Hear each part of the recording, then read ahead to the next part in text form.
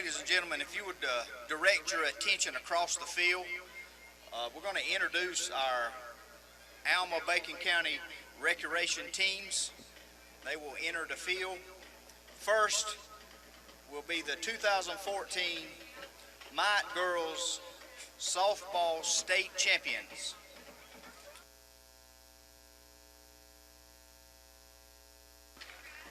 They are coached by Audie Holton, Andy Johnson, and Terry Strozier. They are the district champs. In the district, they scored 66 runs and only allowed 13 runs to be scored. In the state championship series, they scored 62 runs and allowed no runs to be scored against them. Congratulations, girls.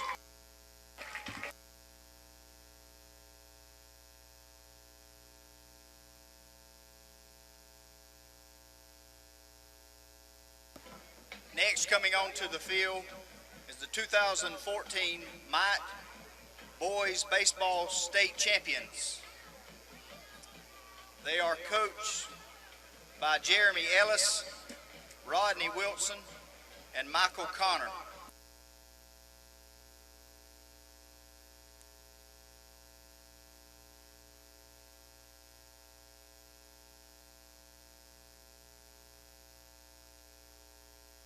They were the District 2 runner-ups and the state champions.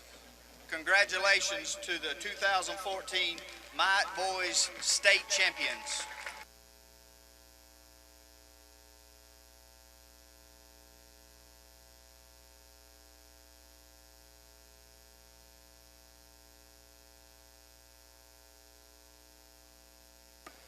Next coming onto the field are the Midget Raiders. The Midget Raiders are coached by Wesley Merritt, Stefan Dean, Garrett Crawford, and Scott Michael. They are sponsored by the Raider Touchdown Club.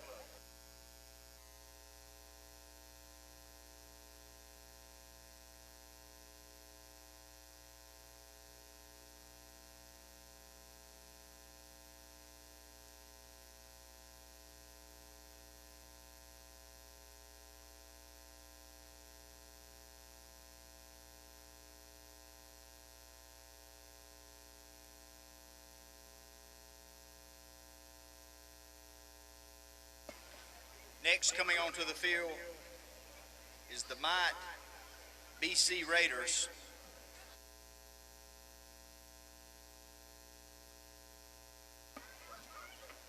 They are coached by Josh Landis, Tony Madison, Eric Moore, and Jimmy Guyton.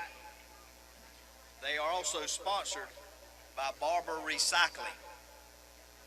Welcome to the field, the Mite BC Raiders.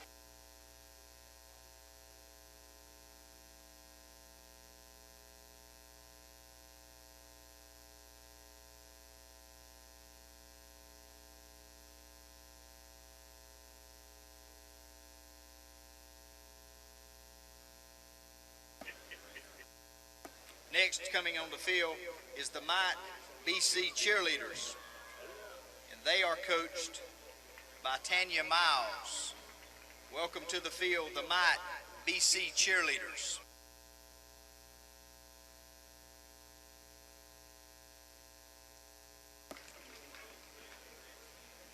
Next are the Flea Red Raider Cheerleaders, and they are coached by Amy Morgan.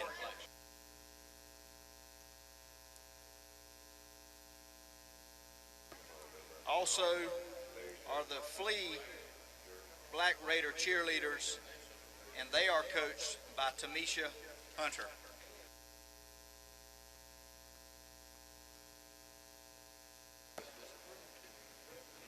Now coming to the field are the Flea Red Raiders, and they are coached by Rashid Slade, Carlton Roberts, and they are sponsored by Lamar's Pharmacy.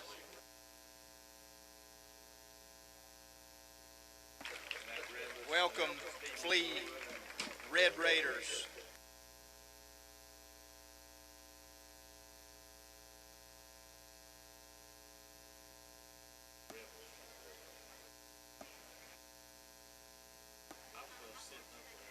Our next group coming on the field are the Flea Black Raiders, and they are coached by Bryan Stone, Lindell Jackson, and they are sponsored by BYRT CPAs.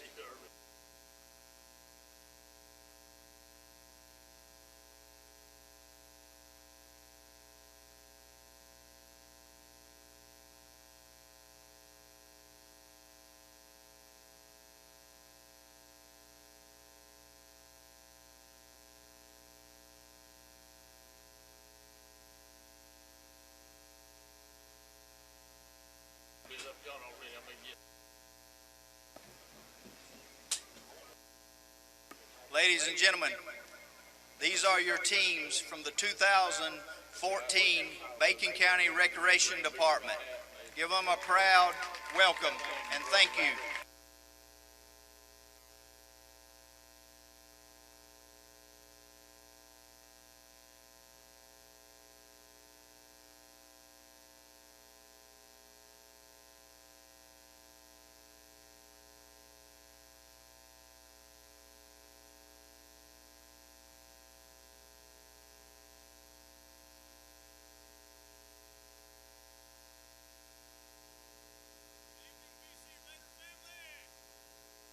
Good evening, BC Raider family.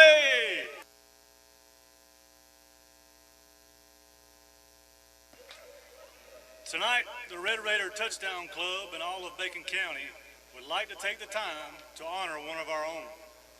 A person who over the last 40 years has had one of the biggest impacts on Bacon County's football and youth programs.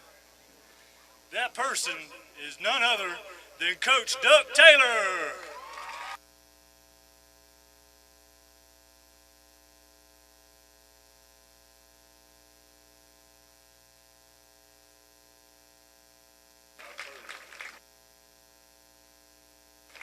Coach Duck Taylor started coaching in 1968, and a short time later, he started pulling the chains on Friday nights. Many victories have come under the guidance of Coach. He has won the Dixie Classic Bowl Championship several times and numerous other bowls and tournaments. In '79, he was the GRPS state runner-up, and in '89, he won the state championship of District 2 with a 12-1 record. He coached middle school football for several years before retiring from coaching. He has always taken care of the cheerleaders for all his teams and included them in all team events. This is just another reason why he is so loved by all. Coach Duck has always made the youth of this community his priority and has unselfishly served them for over 4 decades. He was also a valued member of one of the first touchdown clubs ever in Bacon County. At this time, I would like to ask everyone that has ever played for, cheered for, or helped coach with Coach Duck to please stand.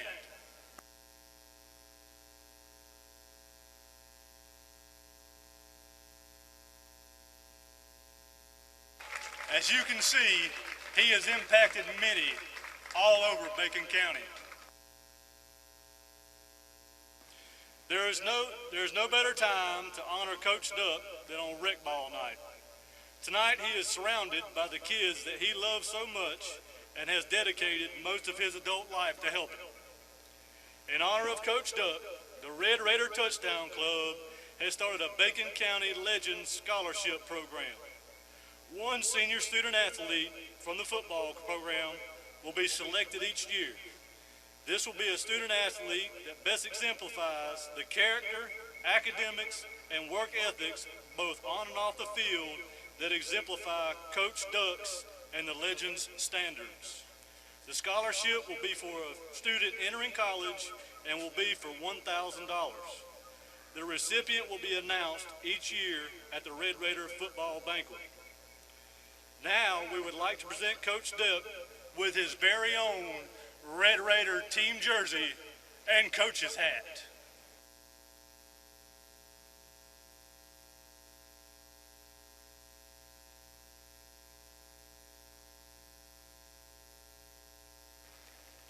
Additionally, Coach Duck is receiving the Red Raider Legends Award recipient plaque.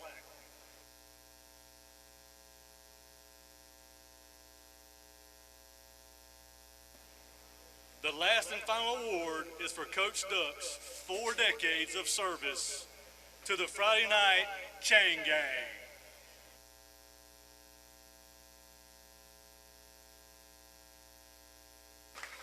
Thank you, Coach Duck, for all you have done. Let's hear it one more time for Coach Duck Taylor.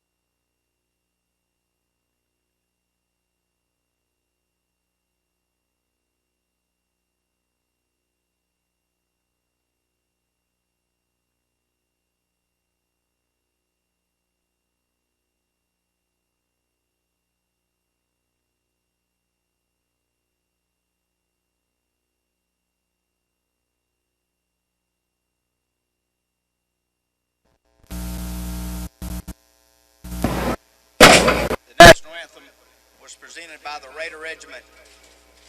Thank you very much.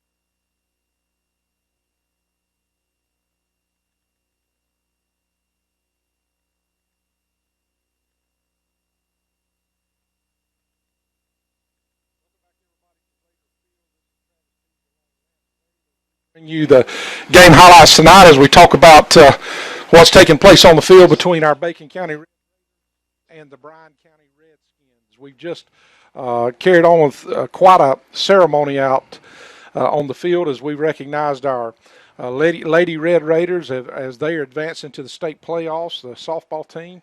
And we got quite a good softball team along with all the rec teams. And tonight we recognize Coach Duck Taylor for 40 years worth of service with the rec department. And, everybody you talk around Bacon County, I've only been here for about 5 years, and one of the first names I heard when I got here was Duck Taylor. He's helped shape and coach and form a lot of people's lives in this county, so congratulations to him. Lance, tell us a little bit about what we can look forward to tonight as far as Bryan County is concerned. Well, as we talk about frequently when we're not talking about Benedictine or Vidalia, we're saying that all the rest of us in the pod are kind of alike, and nothing is more clear than that when you look at both of our schedules coming into this contest. We're both 1-1 in region contests. We're both 2-3 overall. Bryan County has lost to Metter and Claxton and Benedictine, and they have beaten Southeast Bullock and Groves, two teams we haven't played yet. We have beaten Lanier County and Long County, and we've lost to Pierce, Charlton, and Benedictine. So we've both kind of, when we faced the stiffer competition, we've kind of fallen short. And I think you and I have talked a little bit this week. This Bryan County team, I think, has plenty of potential, and if they can put it together, I think they're in the same boat we are. They seem to make mistakes, seem to shoot themselves in the foot, and so let's hope we can see a whole bunch of that, and let's see our guys put it all together and just walk away with this thing tonight. It has a possibility of being a shootout contest, kind of heartstring puller, another one of these nail biters. Yes. Or it has the potential to be more like last week when we took care and handled business with Long County. So. Well, I'm anxious to see, after coming off of a bye week, I'm anxious to see just how quick our offense is able to click and see what we've done. Our defense, for the most part, has been fairly steady this year, but our inconsistencies has been on the offensive side of the ball. It looked to me like we put a little bit of it together last week. I almost hated to see the bye week come when it did. Absolutely. Because we had such a good game. But nonetheless, we were needing the bye week as far as injuries and things like that is concerned. So we're coming off a bye week. If we can get out here and run what Coach Kofer's goal is to run between 80 and 90 plays in a football game on the offense, that's moving pretty quickly. But if we can do that, if we can run that kind of offense and keep it that consistently, running those many plays that quickly, it's going to put the pressure on the other teams. And if we can get even close to that number, I think we run close to 70 plays against Long County. If we can even get close to that number of 80 to 85 plays, then we're going to have a good night. Well, I'll tell you what, I'm excited about it. It seems like it's been forever since we've had some football. And so it's good to see, good to be here, and good to see these guys getting ready. An emotional week, an emotional roller coaster for our Raider football team. Had a football team member, Andrew Bloodworth, lost his mother just in an accident, and she passed away. And so you see the Red Raiders taking the field now arm in arm, and very much been that way all year. And the team really has rallied around this young man, so much so in the JV game yesterday versus Charlton County. Rallied to a 34-28, I think it was, victory on the sidelines, all in chanting in unison his name. And so a big emotional roller coaster. I hope that we see the positive that can come through that when we play this game tonight. But that young man was an honorary captain out there as we lost the toss. Bryan County won and elected to kick it away to us, so we'll receive to start the ball game as Kofer has our troops down there huddled up to pray before we start the ball game. I love it. I do too. That's one thing Coach Kofer has brought to it is a sense of family, a sense of community brought to the team, as well as a sense of making sure your priorities are right, which is God first in everything that you do. So we got to be able to appreciate that. You and I both, are in the business of trying to represent God in a positive way, and it's good to have a football coach. Also, it's good to have a superintendent, from the top down. That are dedicated Christian people, and it was so good this year, and even again tonight to hear before the game, someone praying over the loudspeaker. But we've got a football game that's about to take place. It's going to, in fact, the Bryan County team is already lined up. They're just waiting on us to get out there. And we're fixing to have some football. Thank the Lord. It's football Friday night. That's it. If you're up here looking at us on the radio, you've got the white-topped Redskins with black pants kicking it to the north to our Red Raiders, who are dressed all in black with some red shoulder pads. Red numbers for our Red Raiders, black helmets.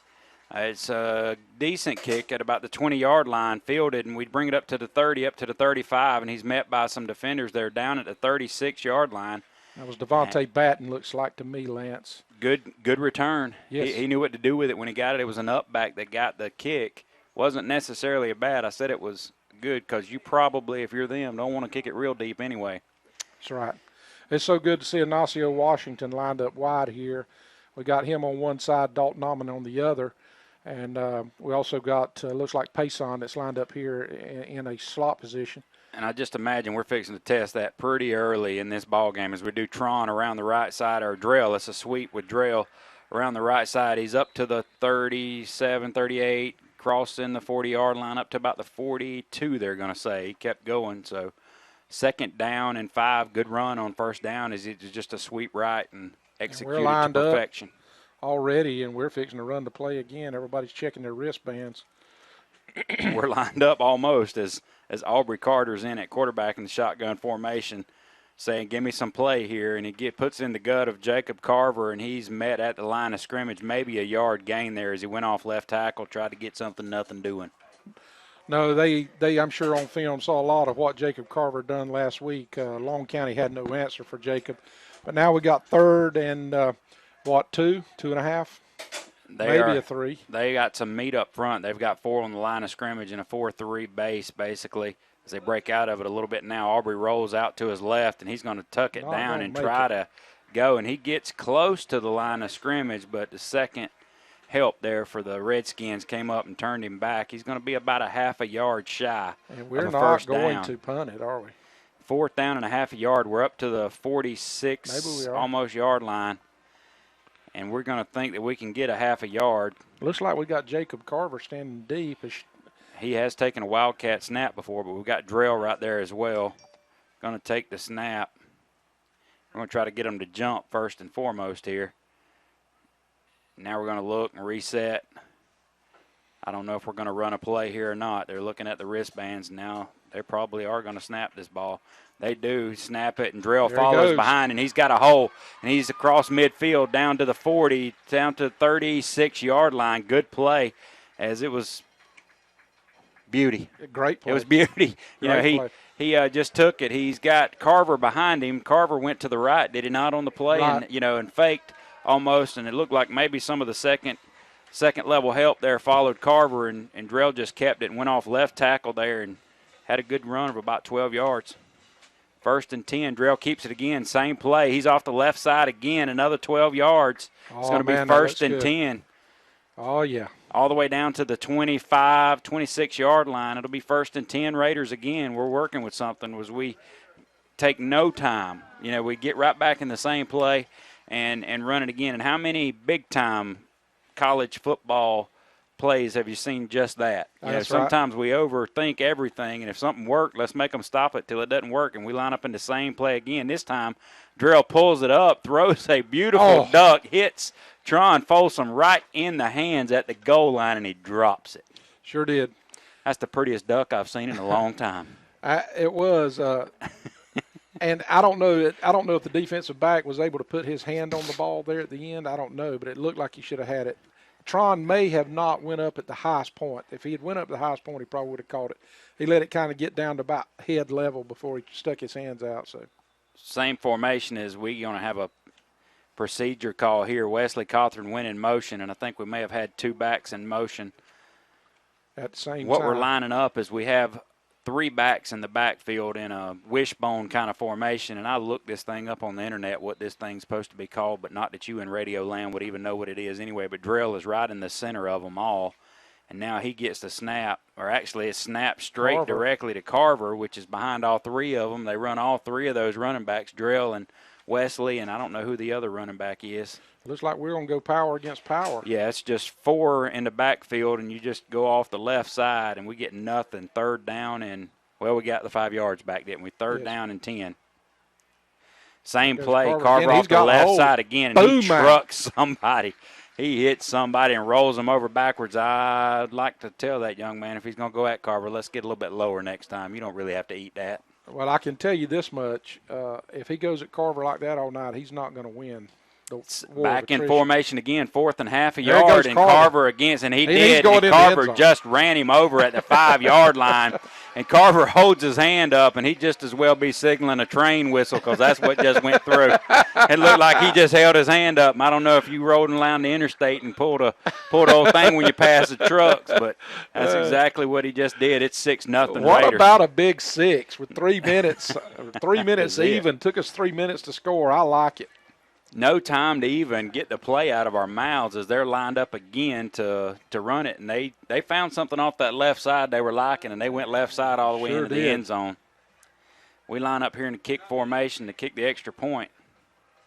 The kick is up, and the kick is good.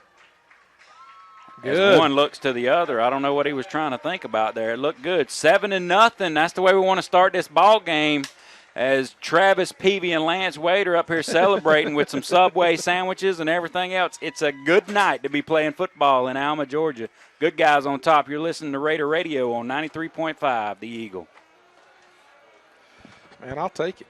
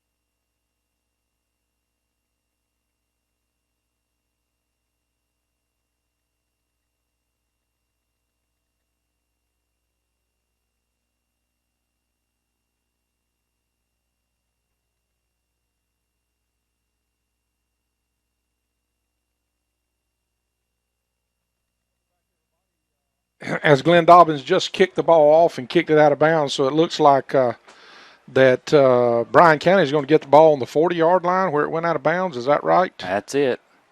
We do that high kick, and he tries to just kick it high and make the up back fair catch it. Kind of didn't work out well there as the ball just sailed out of bounds rather than deep. He kicked it a little east-west there, and they're going to have great field position here. 1st and 10. Let's see what this Redskin football team is going to be going with. Looks like they're going all power.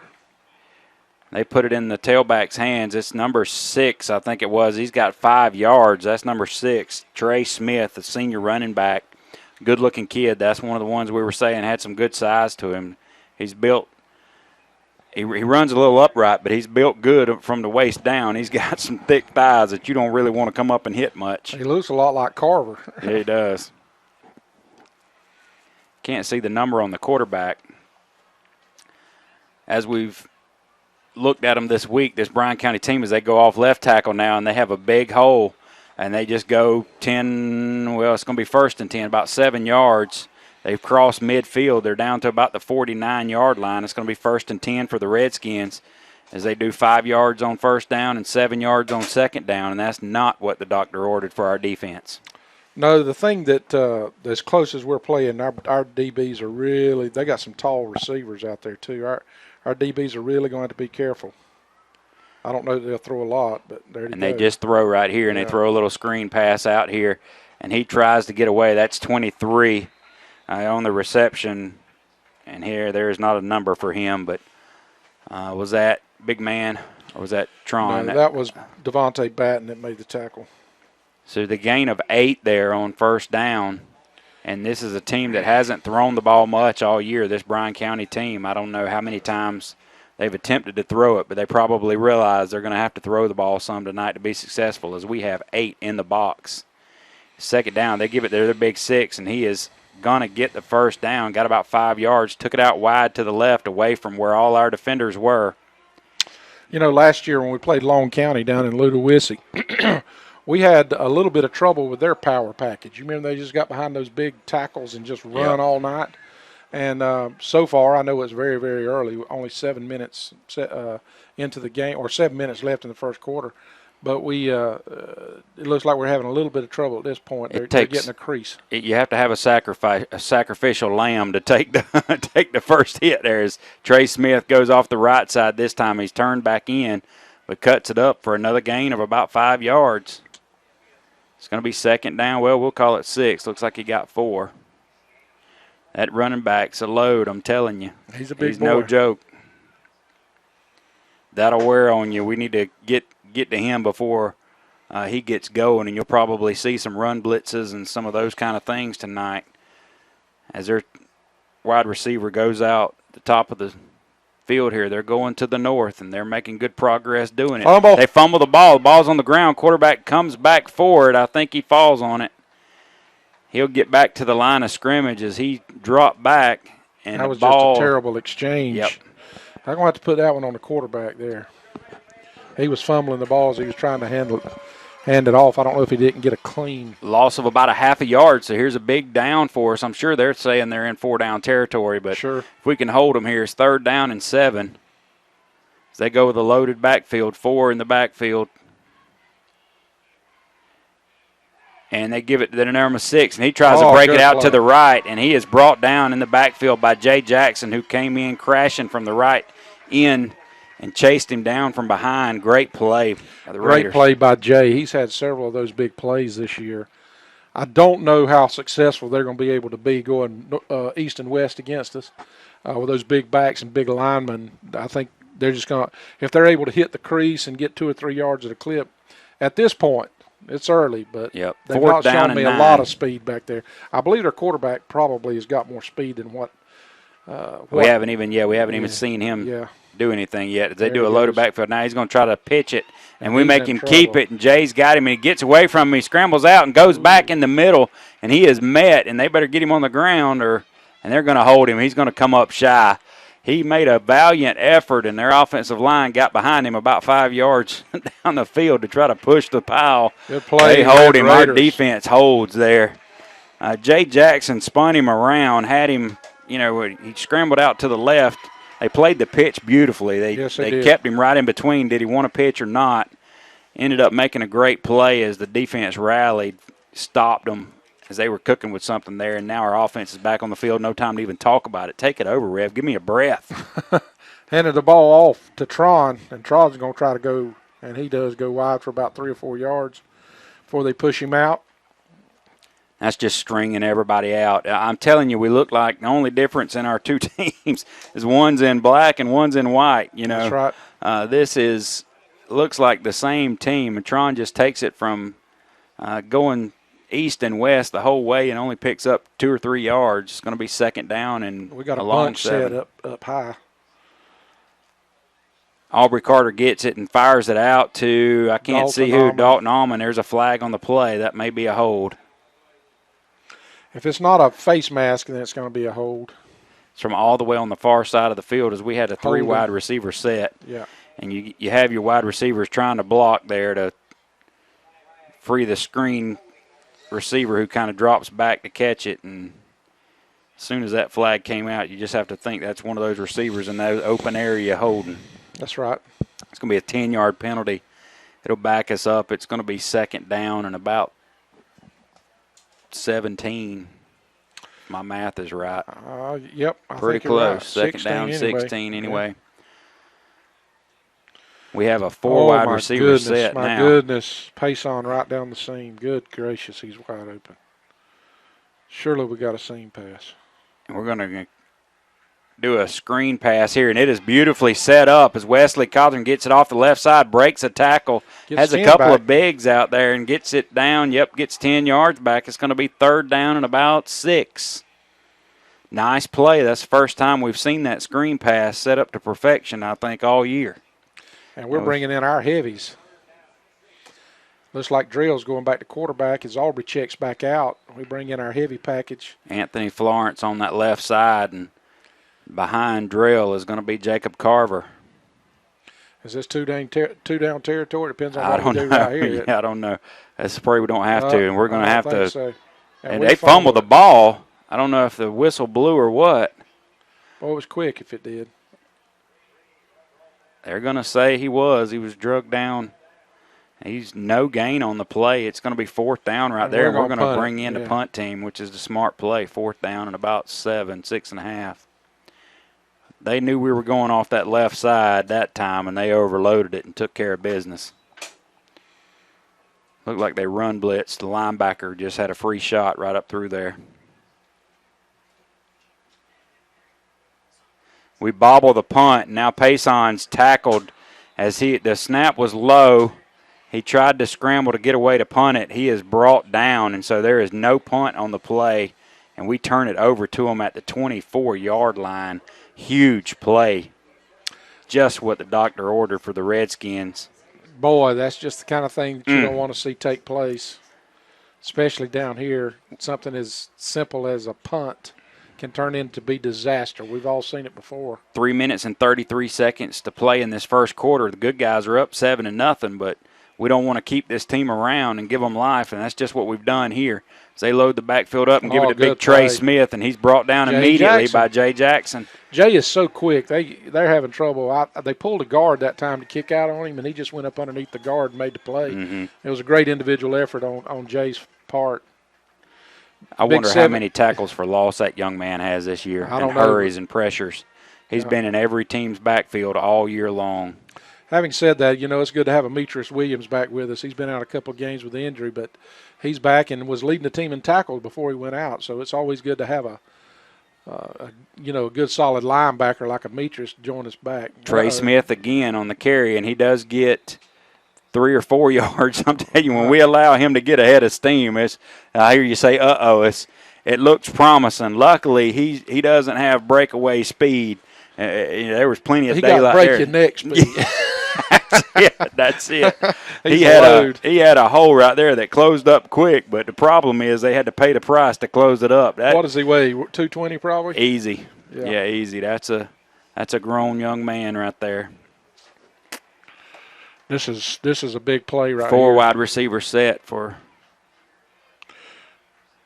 They snap it, and he goes out to the right. Their quarterback scrambling out to the right. Throw the pass. It's picked off. Threw it to the wrong. Intercepted by Drell, or is that Tron? That's Drell. Drell's going to take it. He's cut it up through the middle, and he's going from the 30, across the 30, up to about the 34-yard line.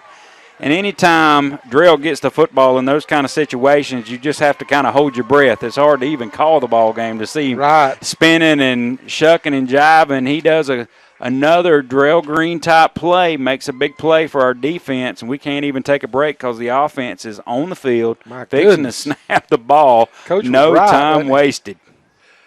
To be able to call this game, we're going to have to start running wind sprints. Aubrey Carter in, and the snap is good. He fires it out here to Ignacio Washington. He breaks it straight up ahead, and now there's going to be another flag down here, and they're going to call holding, I guess, on Anthony Florence down here. I didn't see it, but that's what is going to be the call. Gracious. As we have another receiver out here to block, it was a beautiful play. Ignacio took it and shot like a cannon, had straight ahead speed, put his helmet in somebody's chest, not playing around. But Ignacio has got, you and I have talked about it, Ignacio has got to next level speed. I mean, you know what I'm saying? I don't know that he's got the size, but he's I wouldn't say he's real shifty, but inline straight ahead runner, the boy can fly. You know what? He just absolutely. If he gets those legs going. And he's ready to fly too. I'm telling you, that young man's been wanting to play some football all year, and he's had one battle after another. So after the penalty, it's going to be 1st and about 16 as we put ourselves in another hole here with a holding penalty.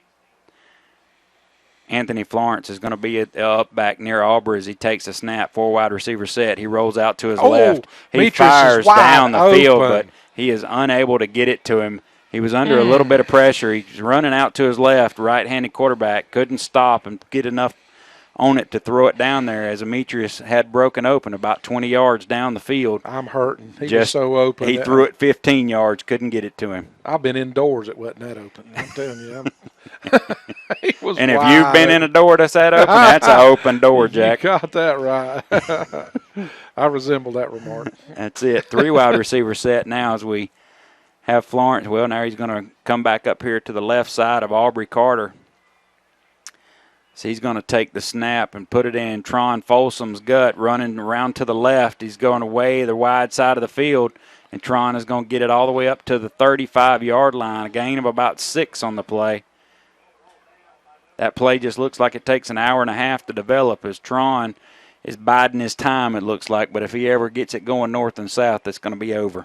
That's right. 3rd down and 8. We're going to call a timeout. Somebody's going to call a timeout. The Referee's officials are going to call a timeout. We got a Redskin down over there kind of holding on, and now it's going to be a real timeout. We're going to take a break as well. You're listening to Raider Radio on 93.5 The Eagle.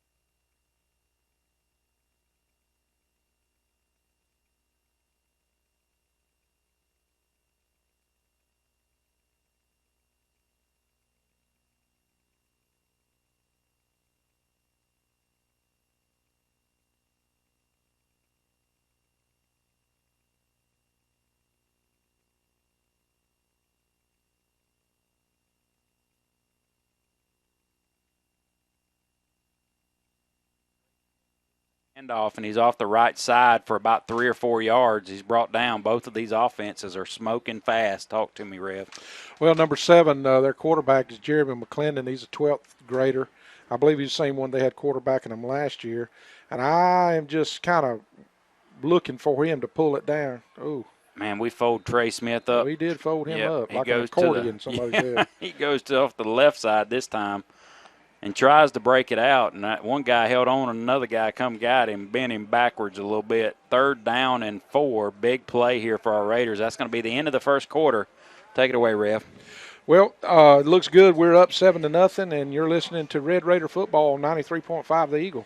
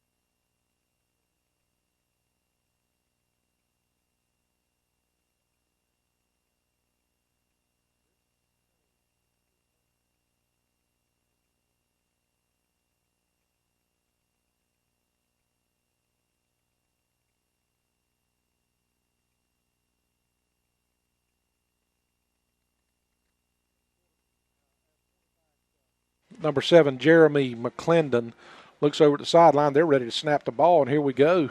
He's going to throw the ball. And he is complete, and the receiver looks good. We hit the mess out of him. We laid a lumber to him, but only after he gets a first down on a good third down play there. He did a little button hook play out to the left and spun away from the defender. Who's that, Michael, that's lined up wide out there, number 27? He's out there on one of them. I don't know if he was the Blake very Michael. wide one. Yeah, he was the one that the First and receiver 10, just went out and Redskins. made a stop route, basically what it was. Good arm by the quarterback. He fired a rolled bullet right over out there and threw it. And I don't know that we've seen him throw it much this year. From looking at the tape, I think we were both saying they were going to run it a whole bunch. 1st and 10 now for the Redskins as they drop back to pass again. And he throws a beautiful pass right down the middle and hits 23 in the hands. We don't have a name for that receiver, but he dropped it right over Drell Green's outstretched hands. Is that Devontae Batten? He had a step on Devontae Batten, had us both beat. The quarterback put it on the money. Well, I'll tell you what's happened. The coach upstairs looked down here, and Devontae's 5'7", and they had a 6'2" receiver, and they said, let's see what we can do. At that time, we had Ignacio playing up. I don't know if they brought Drell up for the run, if he was run blitzing or what the situation. Second down, There McClendon's goes going the to keep it this time. quarterback. Try to fake it back out to the right, and he is brought down immediately as Drell Green comes up and finishes it off. Quarterback tried to tiptoe a little bit in the hole there to try to find something, and he found something else instead. You know when your good tacklers are in there, when all of a sudden the progress, everybody's moving, and then all of a sudden it comes to a dead stop. That's right. Got Dylan Miles, who's back this week. He's coming off the sideline. Third down, big third down here for our defense. 3rd down and 9. They give it to their big Trey Smith. Nothing doing. Fumble. Ball's on the ground. There goes Jacob Carver picks the ball up, and he's going to take it all the way in. The ball took a beautiful Bacon County hop. Baby. He said, I ain't falling on it. I know what to do with this junk right here. He picks it up at about the 40-yard line in open field and just takes it home for the score. I hear you, Lord, Jacob that feels Carver. good. That feels so good to me. Big play for Bryan County, and we said it coming in here, Rev, that they just seem to make some mistakes, and they seem to not have it together, and there you see it right there. There Trey Smith tried to make probably a little too much happen. Well, we fumbled deep on the punt. They were not able to cash in on it. We line up in this formation, and we may try something tricky here, and I think we are. Drell's going to take it, and he's going to take it all the way in. He just goes right around the left side. Just outruns them. Uses his speed for the 2-point conversion, and it's going to be 15-0. Them Red Raiders are rolling. 10 minutes, 45 seconds to go. Raider Radio, we're happy to be here. 93.5, the Eagle.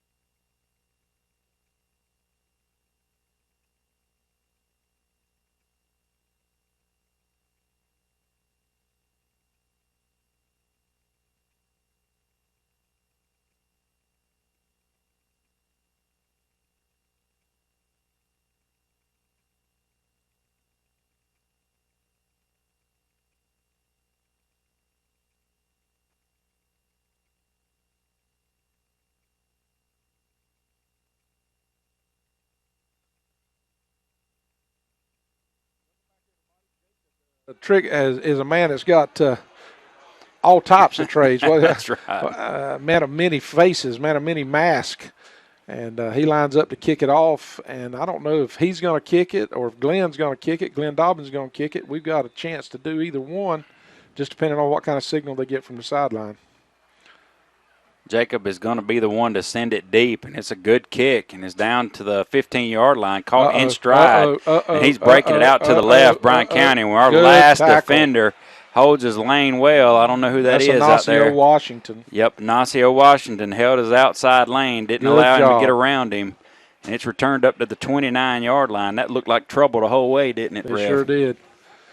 all of the traffic, all of the congestion was sitting here on the this side of the field, on the home side of the field, and all of a sudden he breaks it back and goes in against the grain, and sometimes that means trouble.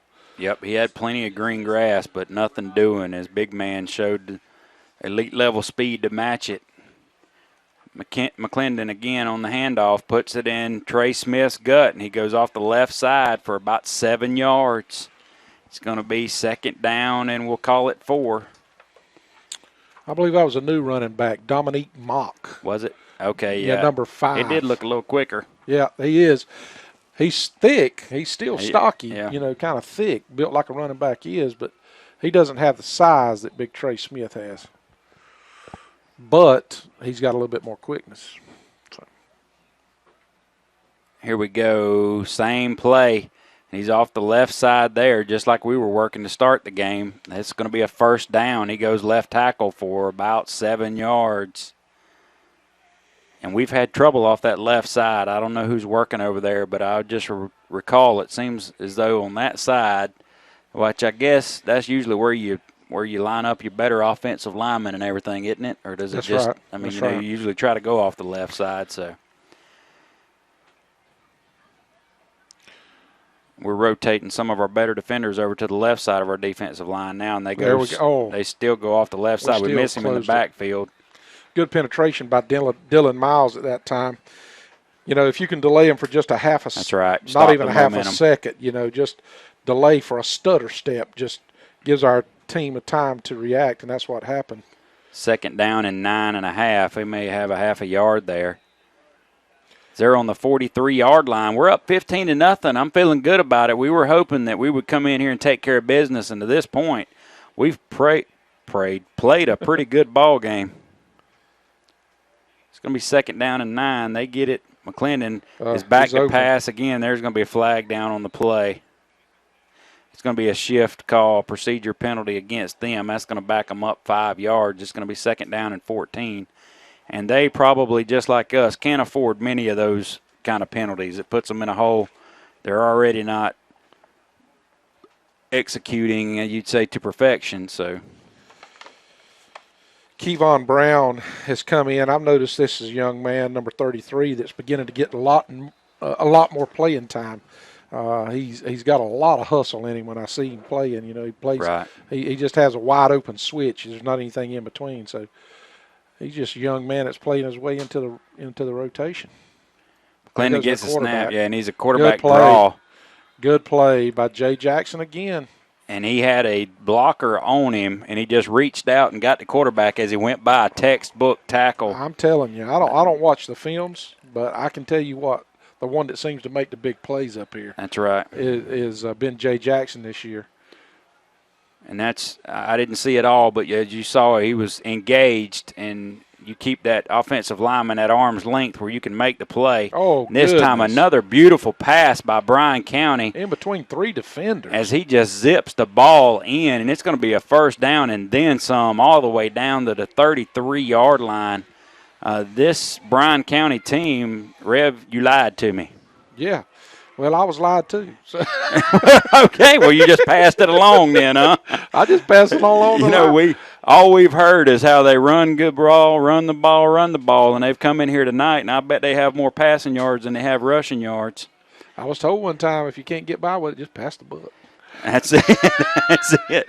As this time, that big Trey Smith, man, when he gets going, he is a load. He is leaning forward, and we've got a Red Raider down there a little bit. That's Dylan Miles. He may have took a left shin off of Trey Smith. He's favoring that shoulder a little bit, the one that's been giving him some trouble, I think. That he is. They used to tell me, come to sideline hurt like that. He said, I'll put a little dirt in it. It'll be all right. That's right.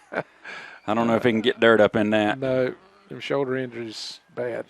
Same play, Trey Smith off the left side, and we do finally get there, but it's only after it's going to be a first down for the Redskins. It's going to be right at the down marker, and I believe they're going to give him a first. It'll be third and very short if it isn't. He's going to call timeout. He's going to call it. Oh, no, they're going to say first down. Are they? Yep, he just signaled first down. They're moving the chains. 1st and 10 at the 24-yard line. 7 minutes to go in this first half. Our Red Raiders are winning 15-0, but the Redskins are threatening. They are threatening, and 23.5-yard line, 23-yard line, and they line up and they're ready to go too. Yeah, loaded backfield again, and now we're going to call timeout, and probably a good time. And with that, we're going to take a break. You're listening to Raider Radio on 93.5, The Eagle.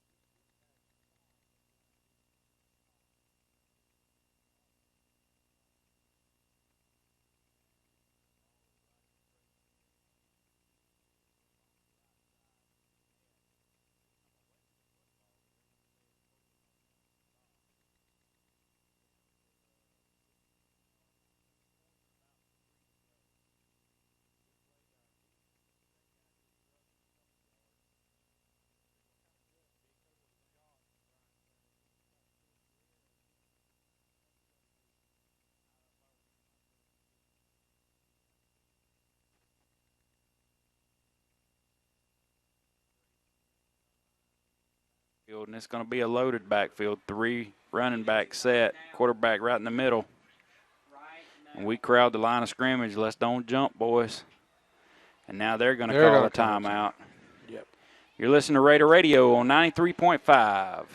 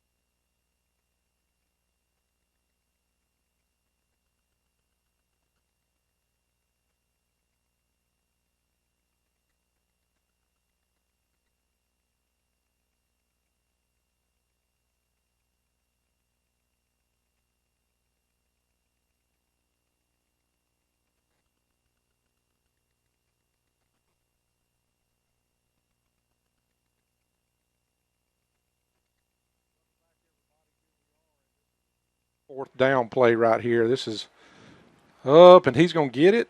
I don't Yeah, know. he goes No, it off looks like the- he's going to be short. He goes off the left side. It looked like there was more there, and he thought he had it, and I don't know that he stuck the ball out far enough. We're going to It's Red stop him Raider short. football. That's it. Big job defense. It looked like he had it, and he just fell down. I mean, we tackled him, but Well, he that coach comes is up upset short. with the spot, I can tell you. But I'm telling you, where he fell, the side judge was Yep. right there on it. Yep. I'm like you. It looked like all of a sudden, he's fixing to get it, and then he just dropped. Well, he turned sideways like when he fell instead of going forward. Okay. And so they're going to, well, now what are they doing? Bringing out a measurement here? What? Yep.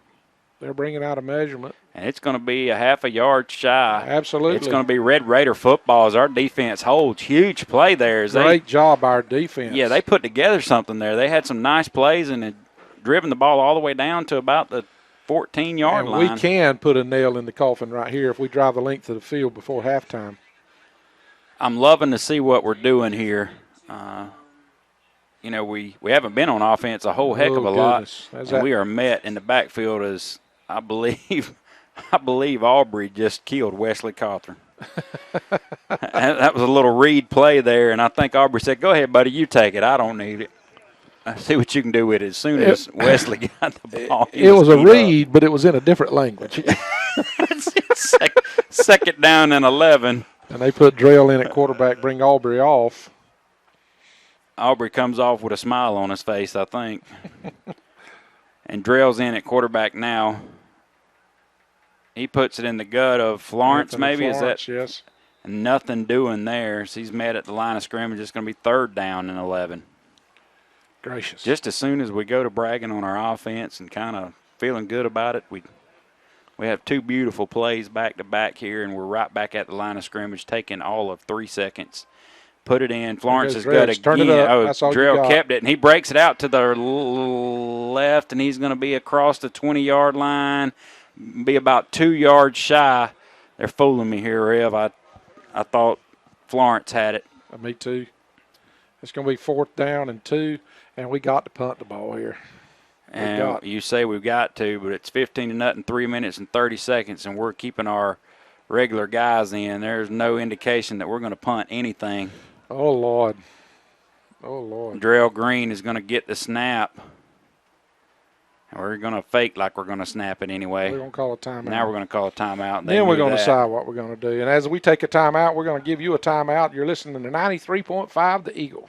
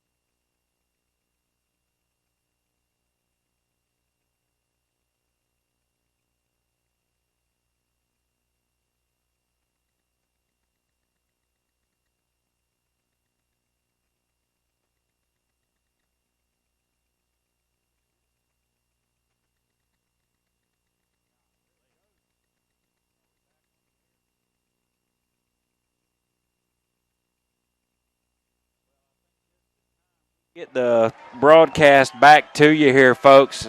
We get the countdown to go on the air, 3, 2, 1, and just about the time we go on the air, Drell Green has just finished off an 80-yard touchdown run on 4th and about a half a yard, and he takes it to the house, breaks 2 tackles, and just breezes through 2 defenders that were closing in on him, and he just split both of them and took it to the house. I am telling you, that was one of the finest individual efforts that I have seen in a long time. You can watch it on YouTube tomorrow. I promise you. Yeah. I promise you, you can see that again. That was awesome. Yep. He's becoming the human highlight reel here, Drell Green is for us all year, time and time again. He's making the defense pay, and he's made the offense pay here tonight as well. The kick is up, and the kick is good. It's 22 to nothing. our Red Raiders are taking care of business here in Alma, Georgia. 3 minutes and 5 seconds to go. Hey, when we come back, we'll be scored again. God bless you. You're listening to 93.5 The Eagle.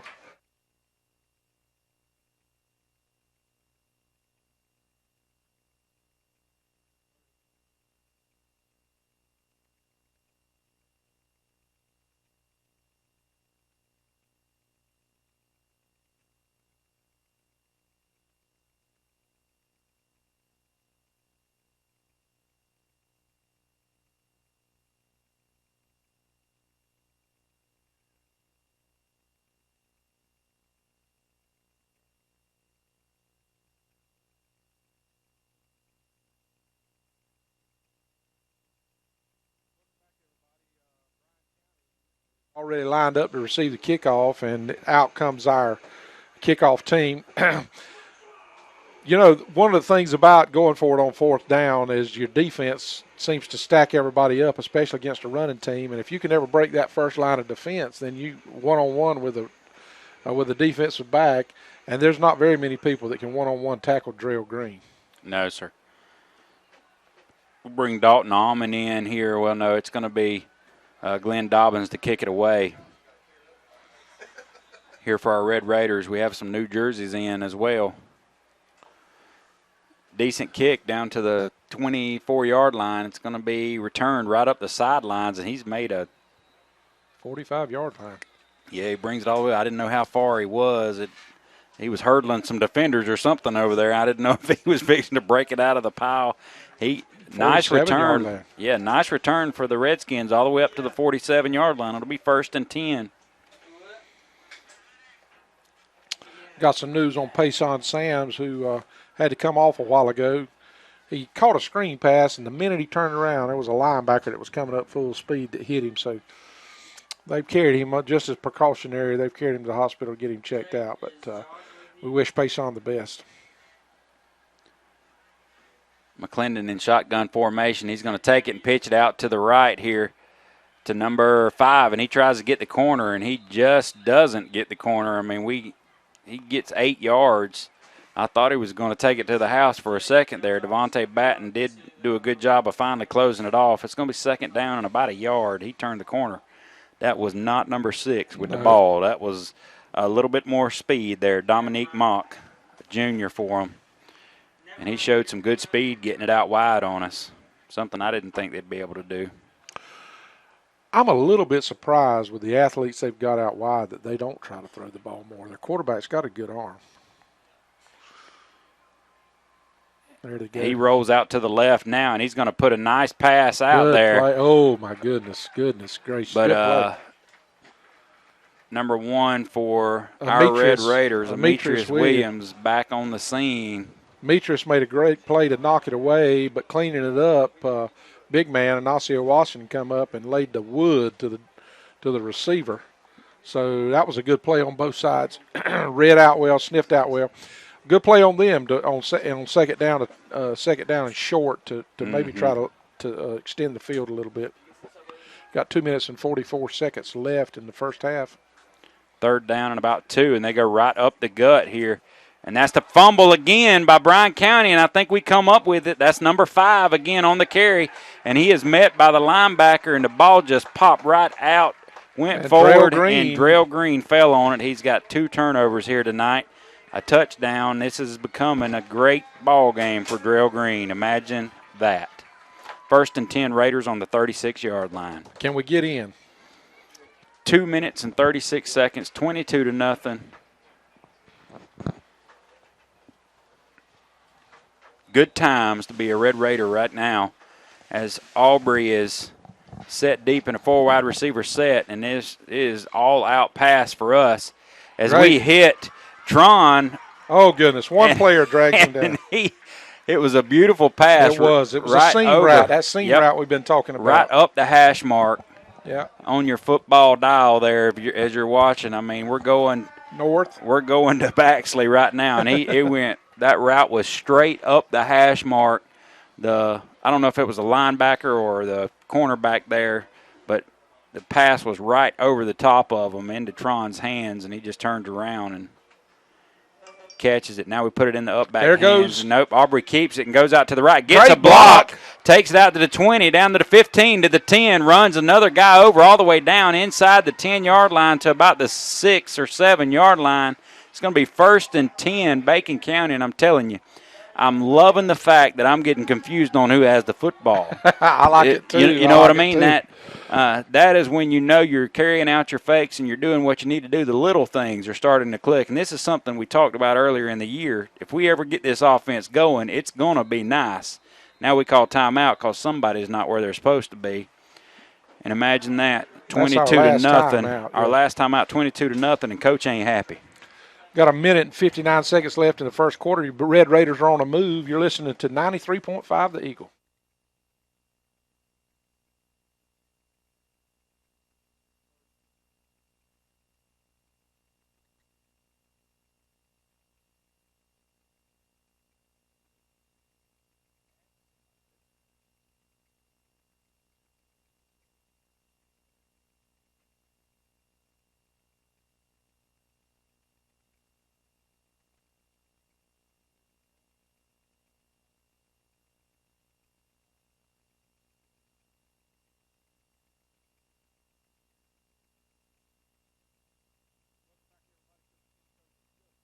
Huddle, and our Red Raiders are going back in a business-like manner. We're fixing to go in and take care of business before half.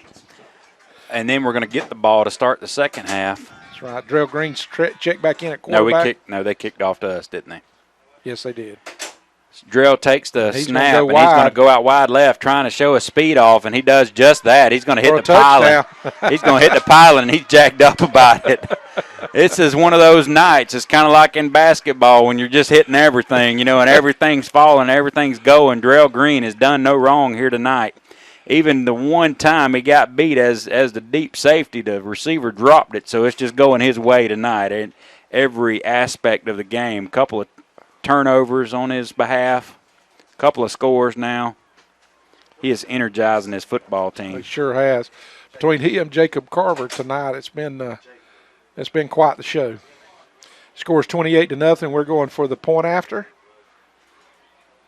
Snaps down. Glenn Dobbin kicks. Kick is up, and it's going to look no good. Yeah, it's going to be wide right. So we're going to have to settle with 28-0 with a minute and 51 to go. It probably, it ain't over yet. Nope. You're listening to Raider Radio on 93.5.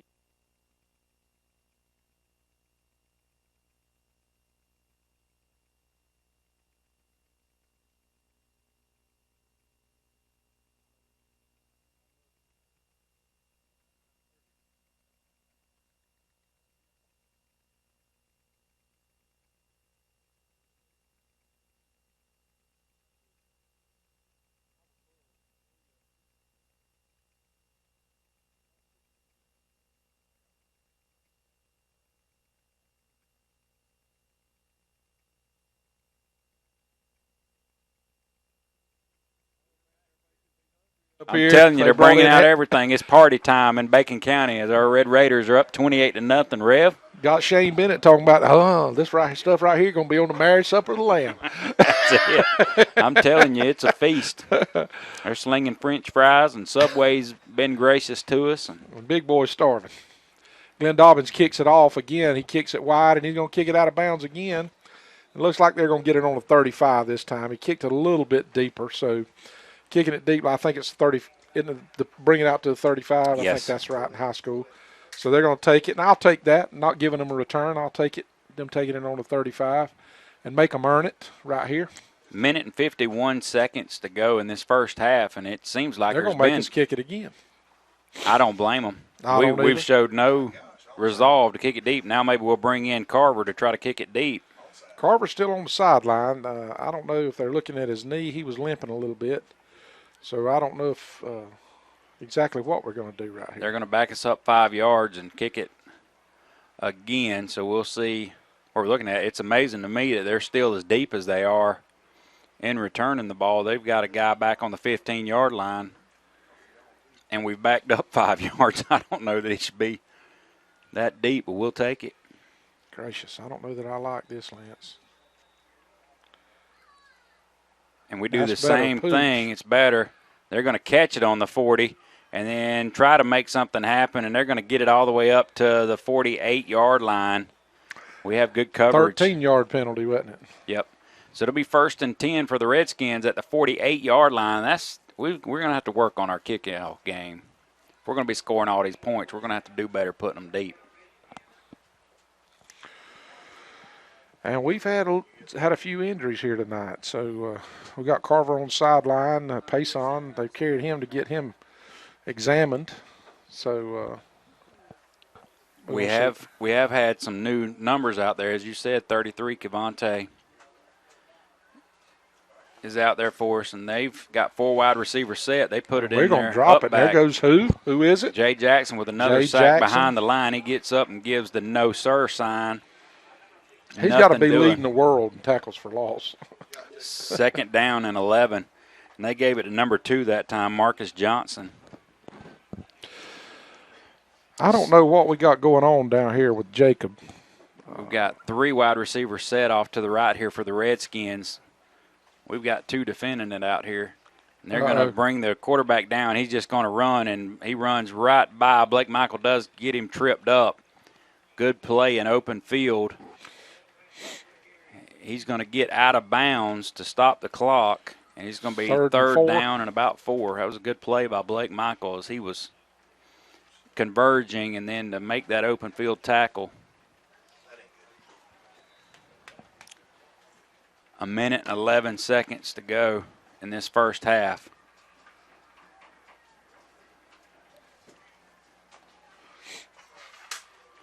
Quarterback fires it out to the left again. Good play by. And he is brought down immediately. Play. Is that Inacio? That's Inacio. Boy, ain't quick, he's sudden. That's it. I'm telling you, he was right there as soon as a little wide receiver, little hitch pass there. As he just gets it, and he is met immediately by Inacio coming up to make the play. 4th down and 3. I'm surprised they haven't checked Big Boy back in on this one. 4th down, 2.5 or 3 yards.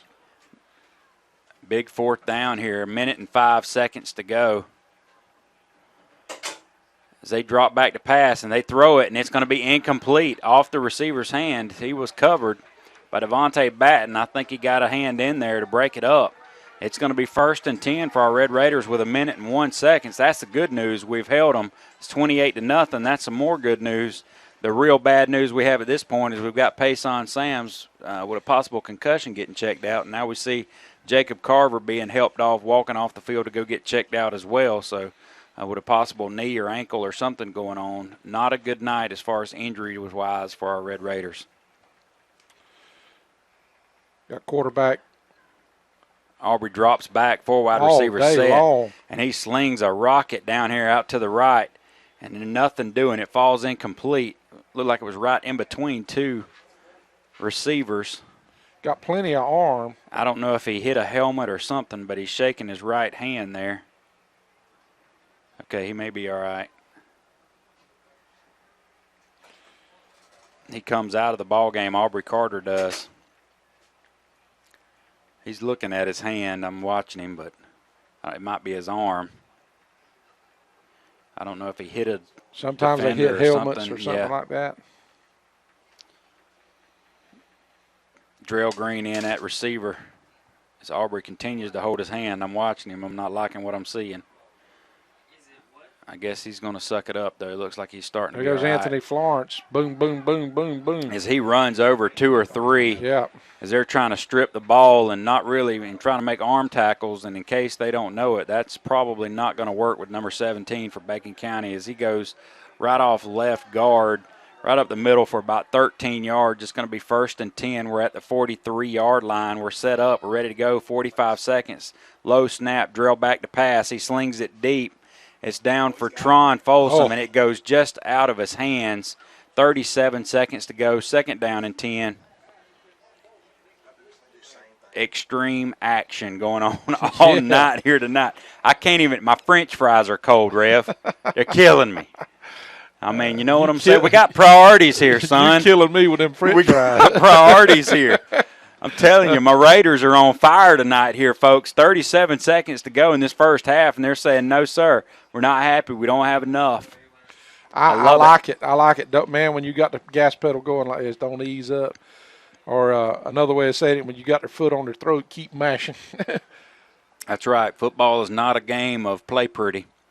You don't let your opponent up. He fakes a little pass. He's going to go out wide to the left. There. Tron Folsom catches it down to about the 5-yard line as With he goes 29, wide yeah. out. And Drill put it right over his shoulder and gave him a perfect landing right about 3 yards from the sideline. That was beautiful. As Tron just came right down with it right over his shoulder catch. Now, guys, if you're watching on the radio, that's the way you draw it up.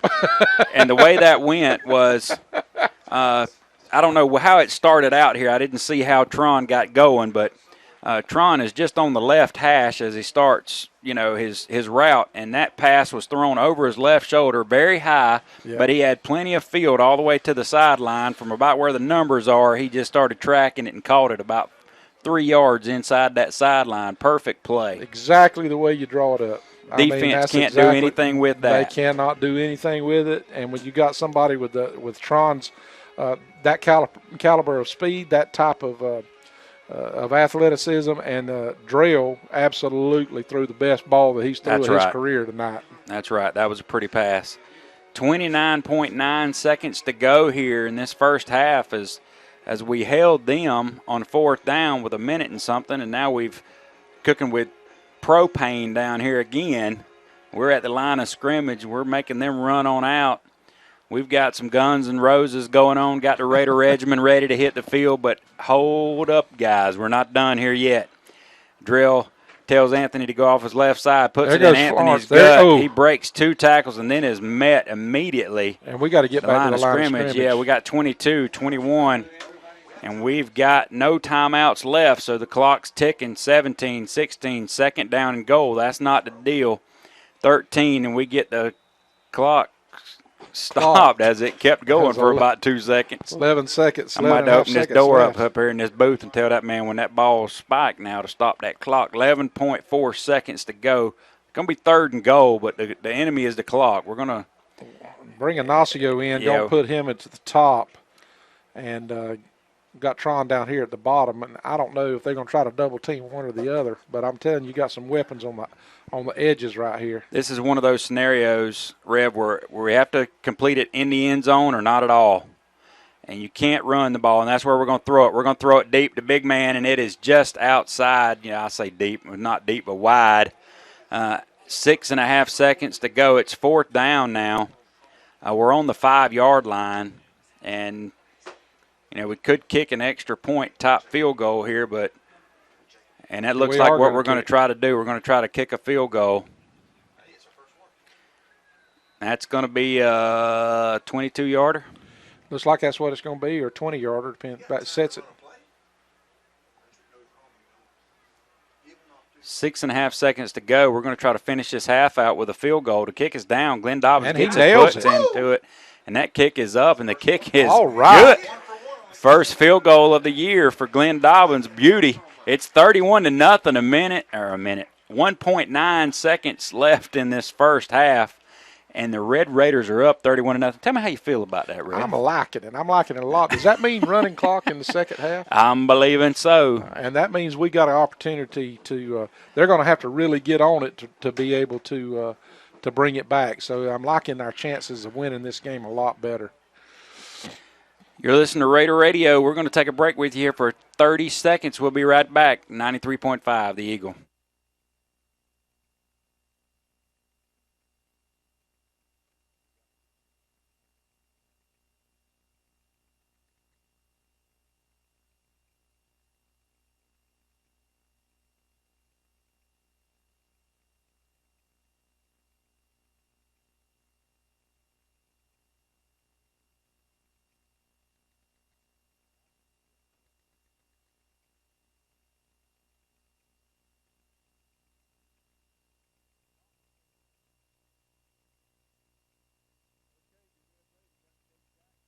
We got 3 or 4 people to kick. I guess they're rewarding Glenn Dobbins. Congratulations to that young man on his first field goal of his career, high school career. And he nailed it. He split the uprights with it. That could be huge as the season goes on, Lance. It has been fun. I go down sometimes and watch him at practice. It's been fun watching that young man kick field goals. He kicks the whole practice. Yep. Returned from the 20-yard line as it's kicked deep, and there's nothing doing. He's brought down at about the 30. That's going to be the end of the first half. Good guys on top, 31-0. I'd like to see the stats from this contest. I really would too. You're listening to Red Raider football. We're going to turn you over to the studio, and we'll be back at the beginning of the second half. You're listening to Red Raider Radio on 93.5 The Eagle.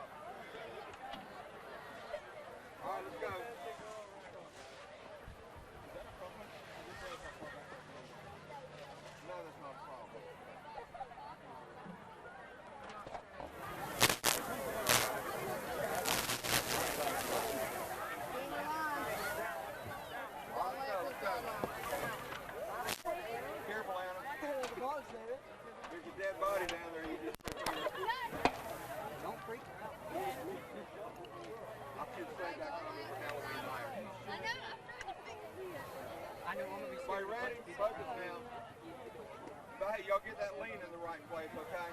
Yes, please, you're not going to be clean. Don't forget to do a lot of things. Yeah. Band at the ready.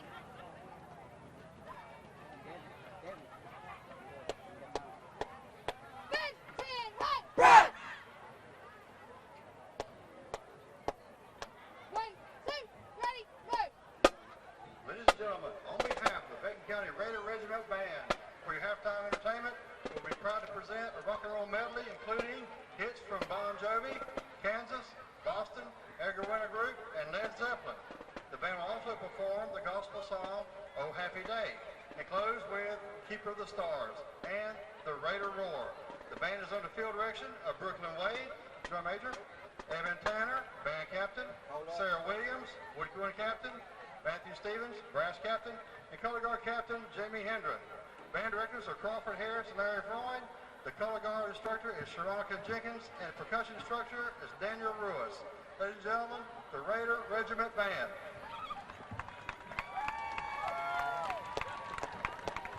Band, 4, go. Lean. 1, 2, 1, 2, ready, go.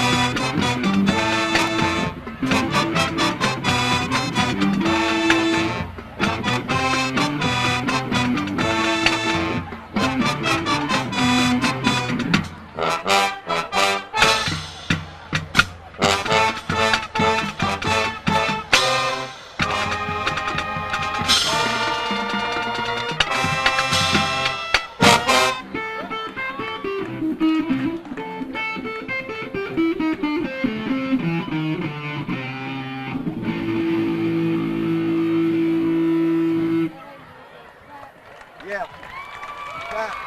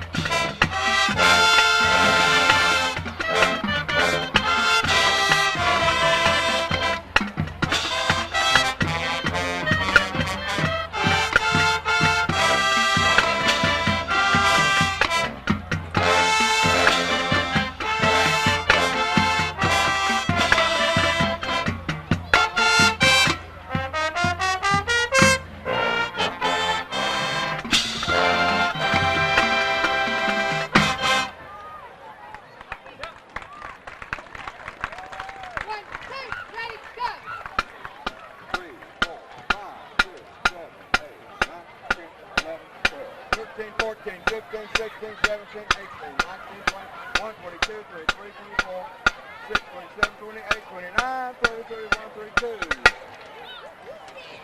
All right, nice move.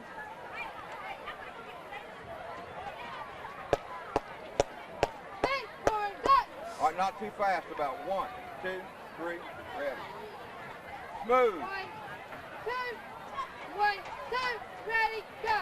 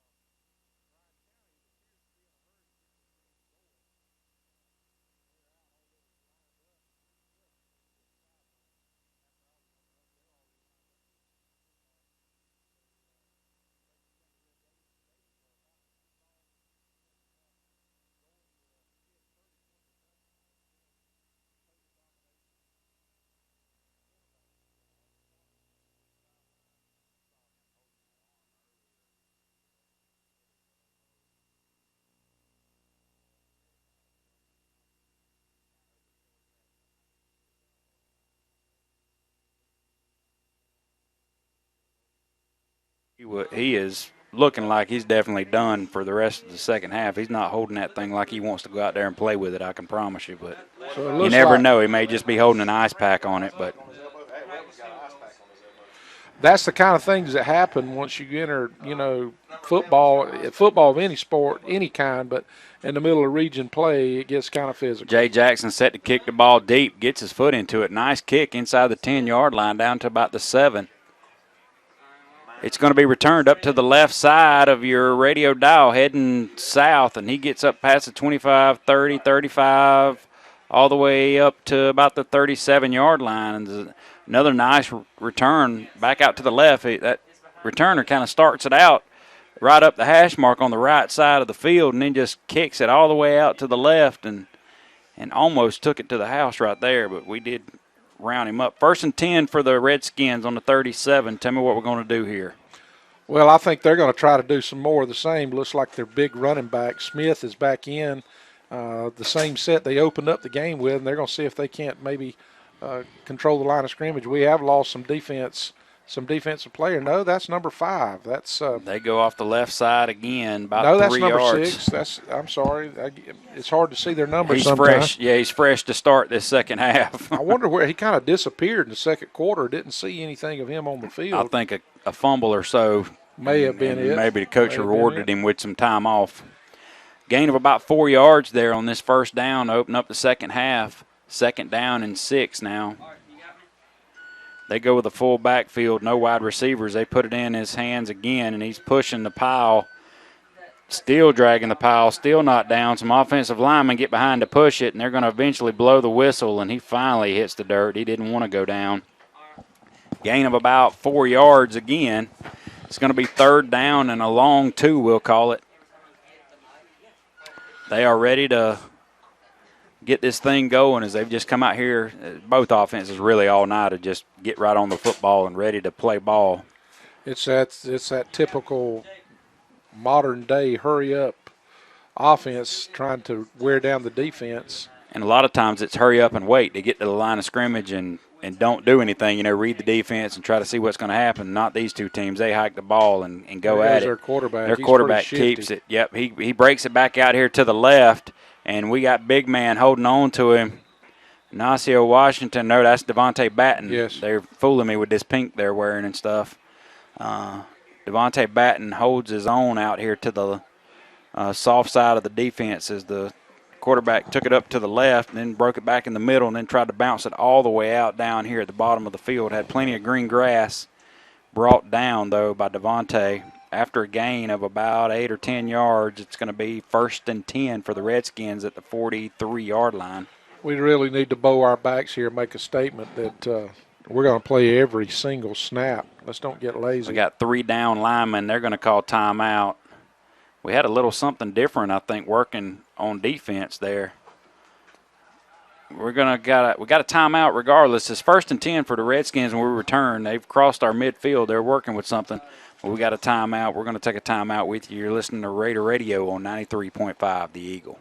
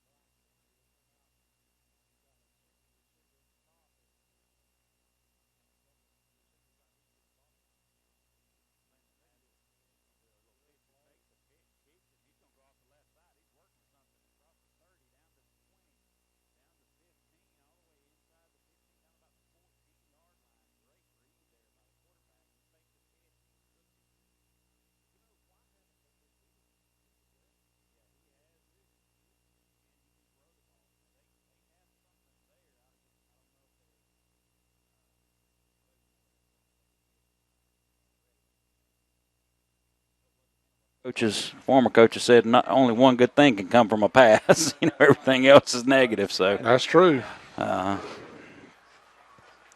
Watch him inside. We don't have any help inside. He gets it. He rolls out here to his right. He's going to stop and turn it back in. He's scrambling. He throws a duck, just throws it up for grabs, and that's probably why they're not throwing it much, honestly. That was just not a good decision. That was not a good decision, and the receiver actually grabbed Drell Green by the shoulder pads to keep him from going up and intercepting it, but there was no flag. Sometimes I wonder when it gets 31-0 if they just give the other team a little bit of a break on occasion. But and I thought it was supposed to be a running clock, but evidently not. It doesn't appear to be. I noticed that a while ago. And so it's 9 minutes and 31 seconds to go. It's going to be 2nd down and 10 for the Redskins. They do everybody on the line of scrimmage. They've got 3 in the backfield. And they go jumbo up front, and they get the quarterback keeps it and goes off the right side, and he gets some good yardage down inside the 10 to 9, 7, about at the 5-yard line. With a little bit less than 3 minutes left in the third quarter, it's Benedictine 28, Jeff Davis nothing. And I'm telling you right now, all they did on that, Rev, was just they put every offensive lineman or big body. They said, hey, get off the bench over here. And they put about 9 on the line of scrimmage, and they had 3 in the backfield. They're doing the same thing again. That's what you call a jumbo package right there, boys. And that's just trying to do smash mouth football, and they are brought down behind the line. One of the running backs shot through. I thought he had the ball. He didn't. The quarterback kept it, and he's brought down behind the line of scrimmage. Tron Folsom put an end to that. Yep, 4th down now. 4th down and about 4. I love Anthony Florence. I just love that kid. They have fun playing football, don't they? He has fun with life. Yes, he does. You should see him at practice. Lord knows that in our practices that are crazy as mess to me, it's hilarious. One minute you got Elvis, and the next minute you've got some rap song, and it goes to country music the next, and Frozen the next. You never know what's going to happen, but it'll change songs, and you'll see Florence and 2 or 3 others having a good time out there at 5 o'clock in the morning. Oh, picked off. Great play by Demetrius Williams. Out to the left in the flats. The quarterback tried to dump it over. That's 2 good plays in the flat that Demetrius Williams has had, and we're going to have a flag? He reached up with one hand and snagged it down as the quarterback tried to dump it over him. Are they going to call a penalty on us? I don't know if it was after the possession. Maybe we hit somebody in the back or something after we intercepted it on the return, possibly. That's possible. That's possible. I was just looking at. I don't holding, personal foul. I'm not seeing if that was before the.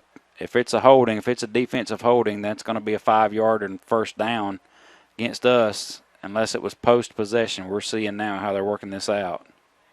Personal foul. I think it's a dead ball personal foul, and it's going to be our ball. Okay. Right. So they're going to mark off 15 against us? There's not 15 to mark off, so they're going to do a half the distance. We're going to have it about 1st and 10 at the 6-yard line. Who are we bringing in at quarterback? I guess I don't see a quarterback to this point. Drell's going to be quarterback. Going in at quarterback. Yeah. Wesley Cothran runs in. It's 1st and 10 Raiders, so we intercept on a big 4th down. They try to do a little dump pass to the right to the running back. Read beautifully by Demetrius Williams. He's defended that in practice a time or 2. Snaps to Drell. He puts it in Florence's gut, and there's a hole. He gets all the way up to the 14-yard line. That's a pretty play.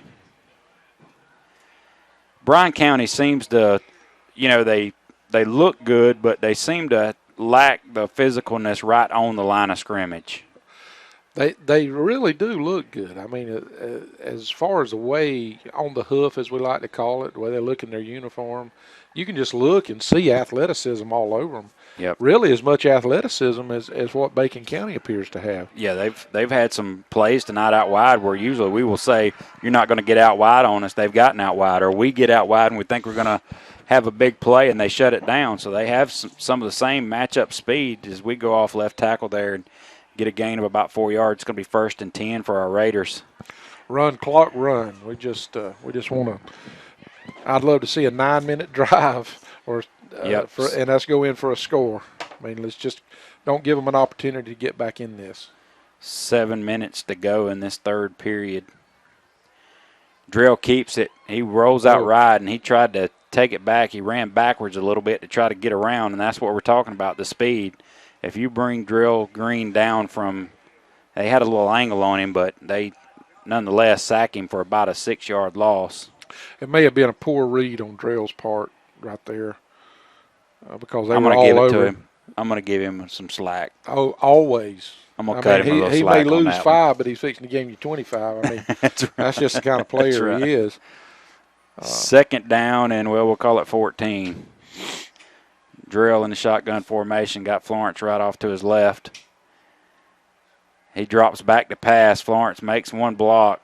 Can't make everybody miss, and they're going to get him now. They're going to get Drill as 2 or 3 came in. Looked like Bryan County had us covered pretty well. Did he have big man or somebody? I thought he had Is it Tron, number 8? I thought he had Tron open, but he was not able to set his feet to throw the ball. Again, we're I don't know why, and we said rolled this to the earlier. offhand, we rolled to the offhand. He's rolling out. Both of our quarterbacks that's played this year consistently, Drill and Aubrey Carter, are both right-handed. And what we're talking about is when you roll them out, he rolls them to the left side. They have to turn their whole body to make the throw. Where if you're rolling to the right to your strong side of your it's an easier pass. It's easier pass. We throw it out to Dalton Almond on a quick wide receiver screen. He makes 2 miss, and he makes some good moves. Sure Dalton does. Almond electrifies the crowd here. Everybody was kind of quiet. He made 2 people miss quick and then just shot out of there like a cannon, showed some good speed. I hear you, Dalton Almond. 1st and 10 for the Raiders. Number 1-3. It wasn't a great pass out to him. He had to back up a couple more yards, so took all his momentum away, didn't lead him well. He got a good block there by a wide receiver. I don't know who it was that was out there with him. Got a good block, and he hit the little seam and made a man or 2 miss. 1st and 10 up to the 31. We're Good taking play. our time now, kind of let the clock milk. Drill just came to the sideline. The clock's not running. I guess he went out of bounds or something. And so now Drill's going to fire it deep, and it is off the fingertips as he was held. He sure was. Tron Folsom was grabbed by the waist and spun around nearly. Beautiful pass. And that's what I would have done if I would have been that defender as well, because he was beat like a rented mule, I'm telling you. He was saying, uh-oh, and he just reached out and got him a handful away, spun Tron just a little bit.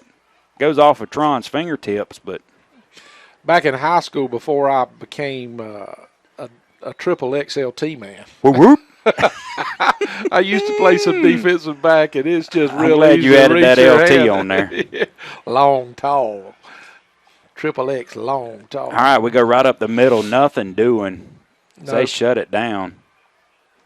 I don't know who the defender was, but all of a sudden he just enveloped Anthony Florence. Yeah, you don't normally see 17 for our Red Raiders go up in the middle and get absolutely nothing, but he just ran up in there and just disappeared. And it was like that was the end of that story. Bryan County does have some meat in there on that line. There goes Drill gets it now, and I really wish he'd tucked that football, but he's going to scramble out and get a to first the down. left, and he's going to cross the 41, 42-yard line, and now there's going to be a flag come in late, and they're going to call a little – how can you call no, they're going to call a horse collar or some Okay. kind of thing like that. I think the defender tried to get what he could on Drill. That was always a scary Face thing to mask. me. That was always a scary thing to me. You know, when you're out there and you're trying to make a tackle, and one of these guys – here's one situation. I know a guy that I played with, he went and played in the Canadian Football League, and I swore I was going to tackle him when he came around there to me. I couldn't even have tackled his towel he had on him. I couldn't even lay a finger on him. And that's the way it has to feel with some of these guys when they see number 3 coming at them. Man, if I could just dive at an ankle and get a shoestring to get him, that's what it has to be, a hopeless, helpless feeling for him sometimes. Drill gets the snap again. He puts it in Florence's gut, and he is met immediately by 2 Bryan County. And they're blitzing everybody for the run. They're trying to leave their defensive backs out here on the island, just going to mount up with our wide receivers, and they're just bringing the house. The problem with that, it's hurt them 2 or 3 times, especially on 4th down when we broke the line of scrimmage, and then it was wide open because they had everybody playing up. And it'll get them again in a minute. If you do a little rub route up here up top with Tron and Big Man, whichever one you want to rub off, send one of them deep, it's going to be money. There it goes. There goes Drill keeps it, and he's going to go right up the middle and break it out to the left. He's going to spin and go out of bounds to stop the clock again. 3 minutes and 56 seconds in the third quarter. First down. Red Raiders. Gets a first down all the way down to the 41-yard line. It's going to be 1st and 10 Raiders, and you can tell this Bryan County team has been on defense the whole time. They're just gassed. And that's the game plan. They are in position to make plays, and they just can't. I want to see Ignacio go batting deep. Around the right side this time and give it to Devontae. Now they're going to throw a flag on the play. Another flag comes in. Got 2 flags. I'm thinking we're going to have a hold, but I'm not sure. May have 2 different flags, maybe a hold and a face mask. We're going to see what we have here. It's going to be a hold on us and a hold on them, offsetting penalties. We'll do it again. We'll do the thing again. I'm telling you what, like it never happened. 1st and 10. Do Red it again. Raiders. I don't know how the defense could hold there. I don't know. We're told that I've been talking about Jacob Carver. We're told that he's got just a minor knee injury, just as precautionary measure. They've took off his uniform. He won't be playing tonight. He's just going to be sore. So I don't know. He may have got a helmet on the knee or. Drill rolls out to his right, throws a laser, but it's right over Tron Folsom's head. And that was one of those scenarios we like to see. He's rolling out to his right and throwing to his right. Maybe the reason he rolls to his right, rolls to his left is because he throws the ball too high. Yeah, he was a little amped up on that one. And in all fairness, he's not been doing a whole lot of throwing this year. It's been Aubrey Carter who remains on the sideline. His arm is not iced now. I don't know if that's good or bad news, but and he's moving it around some. I don't know if he's just kind of sprained his elbow or something there. He's kind of continuing to work it a little bit. He's going to be fine, I'm sure, but right now he's not. Fired out here to Dalton Almond. He spins almost away from a tackle, but it is complete. Boy, that was a rope. Yeah, down to the 33-yard line. That was a beautiful play. Trail Green just threw a fastball, buddy. He got the snap and just turned and fired it out to the left, right out on the numbers, and hit Dalton Almond about 7-8 yards deep, right in between the 1 and the 3, and he caught it, tried to spin out of a tackle, but was brought down there. 3rd down and 2. Loaded backfield here now. We try to get them to jump. They don't. Good play call. Yep. They're getting overly aggressive with their blitzes and things and trying to fire off the line. Good thing to go on a different snap count. Now we give it to Anthony Florence. He makes the first blitz or miss. First down. Great play. He did a great little side step there. There was a guy coming right at him, and he just shifted right to the left. And that was a great play. I like the way we're doing it. Yeah, that was nothing. It was a 3-yard run, but I asked for a 9-minute play, and it's about 6 minutes into it. So that's it. 2.5 minutes to go in this third period.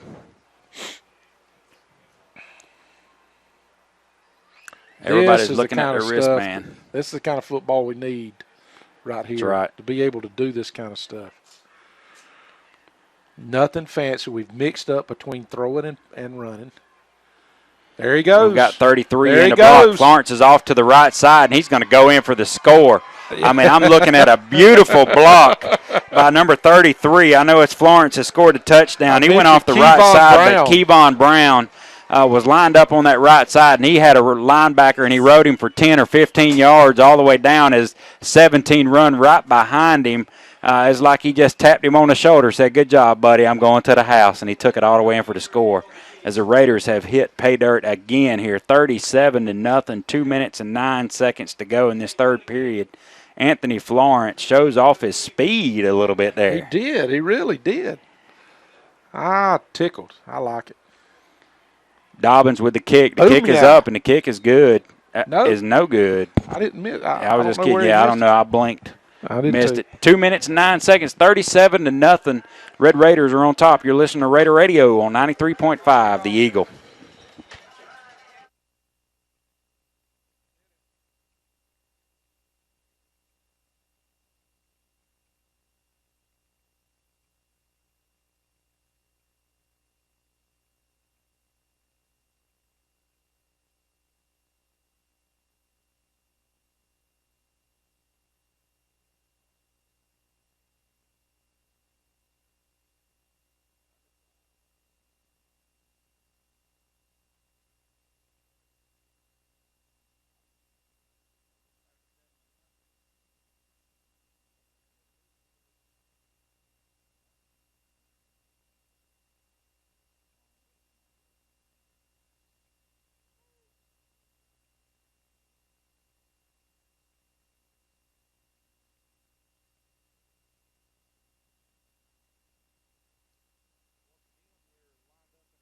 Position. That's been a very nice thing tonight. We've got to practice our kickoffs a lot. You got Glenn Dobbins lined up. Also, Jay Jackson is lined up too, and it looks like Dobbins is going to kick off, and it looks like he's lined up in this. And they've got everybody over there where he's been landing the ball. Yeah. And they're going to catch it at the 40, and they're going to try to break it out here. They had some blocking set up, and they're trying to bring it out wide, and we're going to shut him down, and he just doesn't have the speed to get around Tron Folsom. Right. But he's up to the 45-yard line. And I just wonder when Tron's going to break one. Everybody else has got him one. I'm just wondering when he's going to break him one tonight. Yeah. Brent Johnson in here does all the media here at the high schools. Made a good point. He had one on his fingertips. He's just been fingertips away tonight. He made a great catch down here in the corner that set up one score, but it's just a matter of time before he gets to going. But he has been shut down on the defense tonight. They have not been able to go wide against him at all. You can just look at him and tell he's he's just one of those athletes not everybody's got. That's right. And they go right up the gut, and he had a head of steam, but that was all he had. Jackson. That was all he had as Jay gets up, fired up. It's a gain of about 3 yards, but he looked like he was going for much more than that. And he hit Jay Jackson, or they came together, let's put it that way, and he just went right down. There was a meeting of the minds. That's it. On the 47-yard line, 48-yard line. You know, this has been a game where Bryan County's actually had the opportunity to cash in. They had a long drive one time. And then a couple of times we had a broken assignment. There goes the quarterback. Great. And he does a great job, but we shut it down. No, we don't. He breaks loose, and number 6 is on the run. And I'm telling you what, he's fixing to take this thing to the house, and he does just that. I mean, we had him stood up. It was a great pitch by the quarterback, McClendon. He waited right to the last minute, threw it out to number 6, who's Trey Smith. He's been punishing us all night. That time he broke 3 or 4 tackles. Had him stood up, thought the whistle was going to blow. He just kind of turned loose, peeled off of him, and took it to the his A. I don't know. I wasn't expecting that. I wasn't either. I thought he had him stopped. It looked, in fact, Ignacio. And now they're going to do a little 2-point conversion thing to give us a dose of our own medicine there. And I bet Coach is going to be more upset about that than anything. We see 2 or 3 coaches running out there. Come here, boy. So it's 8-37, yeah. A minute and 9 seconds to go in this third period. What just happened, I don't know. We'll talk about it in a minute. You're listening to Raider Radio on 93.5 The Eagle.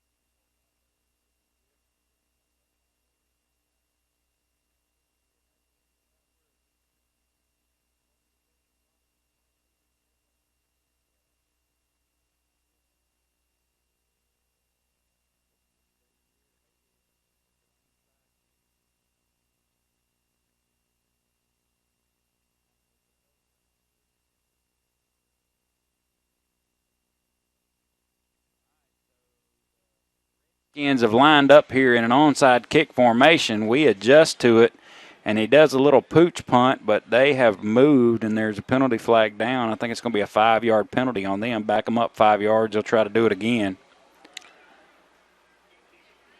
We're just lined up in a safety position right here just to make sure that they don't get a cheap one on us. And we've got 3 or 4 on our front line that are our originals, that are the real good guys, and then we've got our JV, the victorious ones from Charlton County.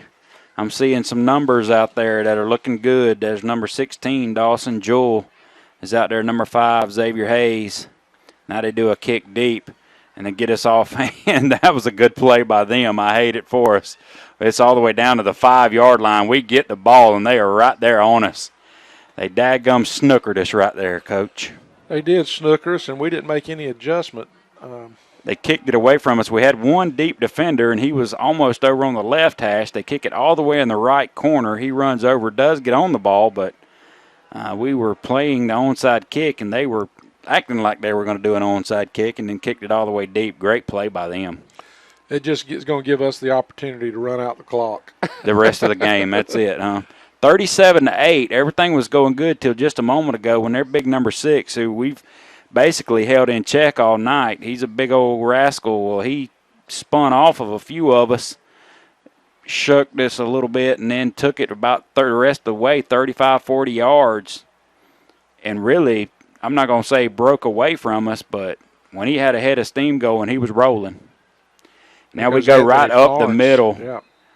Great run. A flag comes in late, so that's probably going to be something on us. But they're throwing their hands up, so I don't know if it's going to be on them. Evidently it is. It is.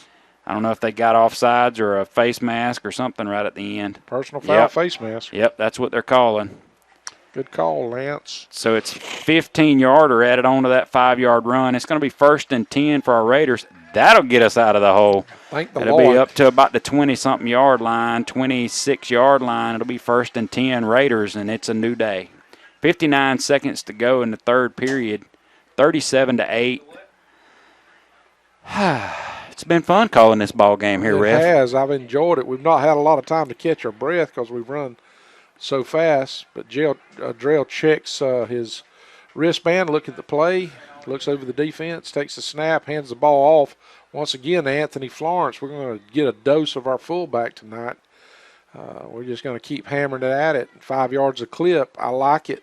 And there are some Smells collisions like taking victory. place. That's right. Smells like victory for sure. 30 seconds to go in this third period now as number 15 checks in, Ron Johnson for our Red Raiders at wide receiver. We've got big man up top. Up back is Florence. He fakes it. Drell keeps it, and he comes out here to the left, and he just about split 3 defenders again for Bryan County as they come in to converge, and you can tell he's just hitting another gear as they come in to make the tackle. They do get him. That third man that came in sewed him up, but they were just about a half a step away from him taking it to the house again. You know, we've not mentioned much tonight, but our big uglies up front, our offensive line. Yeah, they're handling business for sure. They're handling business. They sure are. 1st and 10 Trevor at the Williams, 45. All of them. Peter Simmons, he's back.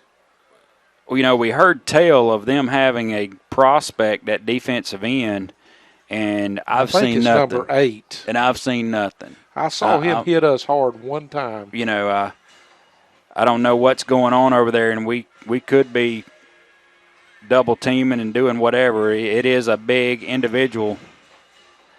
And now we have a clock stoppage, and there's some, I don't know if it's a sideline warning or what, but I think it's going to be a sideline warning for Bryan County.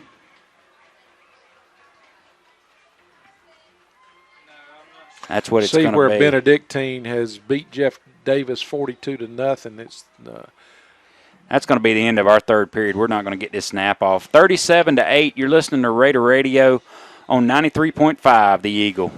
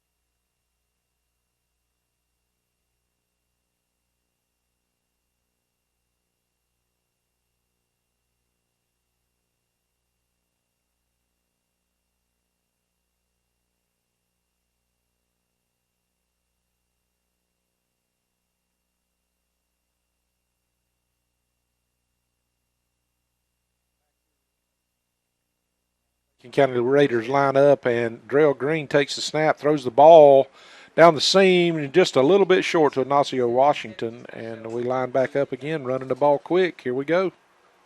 It's going to be 2nd down and 10, 11 minutes, 54 seconds to go in this ball game. Good guys are up 37-8. It's going to be off the right side. We give it to Anthony Florence, and he is met by a linebacker. I think that was number 21. Yes, he brought the wood that Yeah, time. Desmond Bird, that's a senior.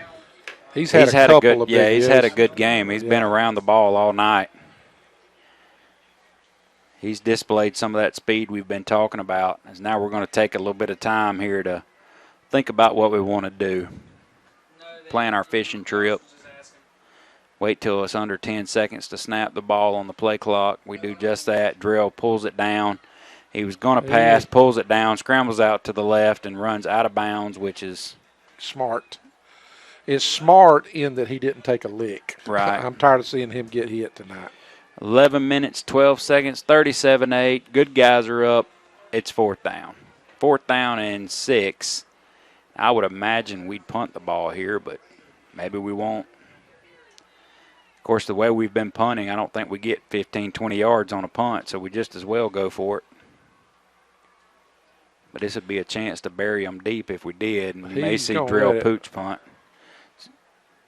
Hey, you're not burning any clock, so no need in letting the clock run down.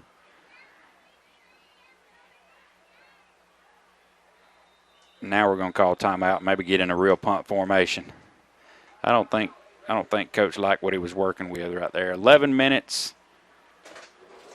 5 seconds to go in this ball game. We've got a timeout. You're listening to Raider Radio on 93.5, The Eagle.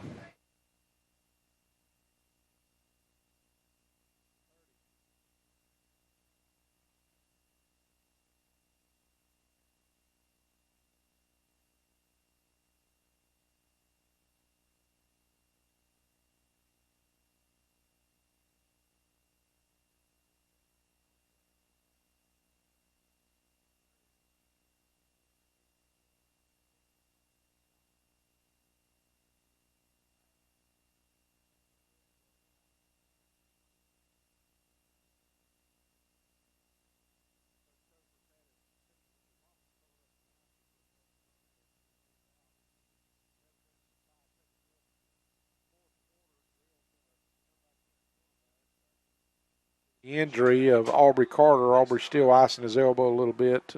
Doesn't appear to be a serious injury. Drell looks over the defense. We're going to go for snap. Yeah, we're going to take it. He drops back to pass, and he throws it in the dirt.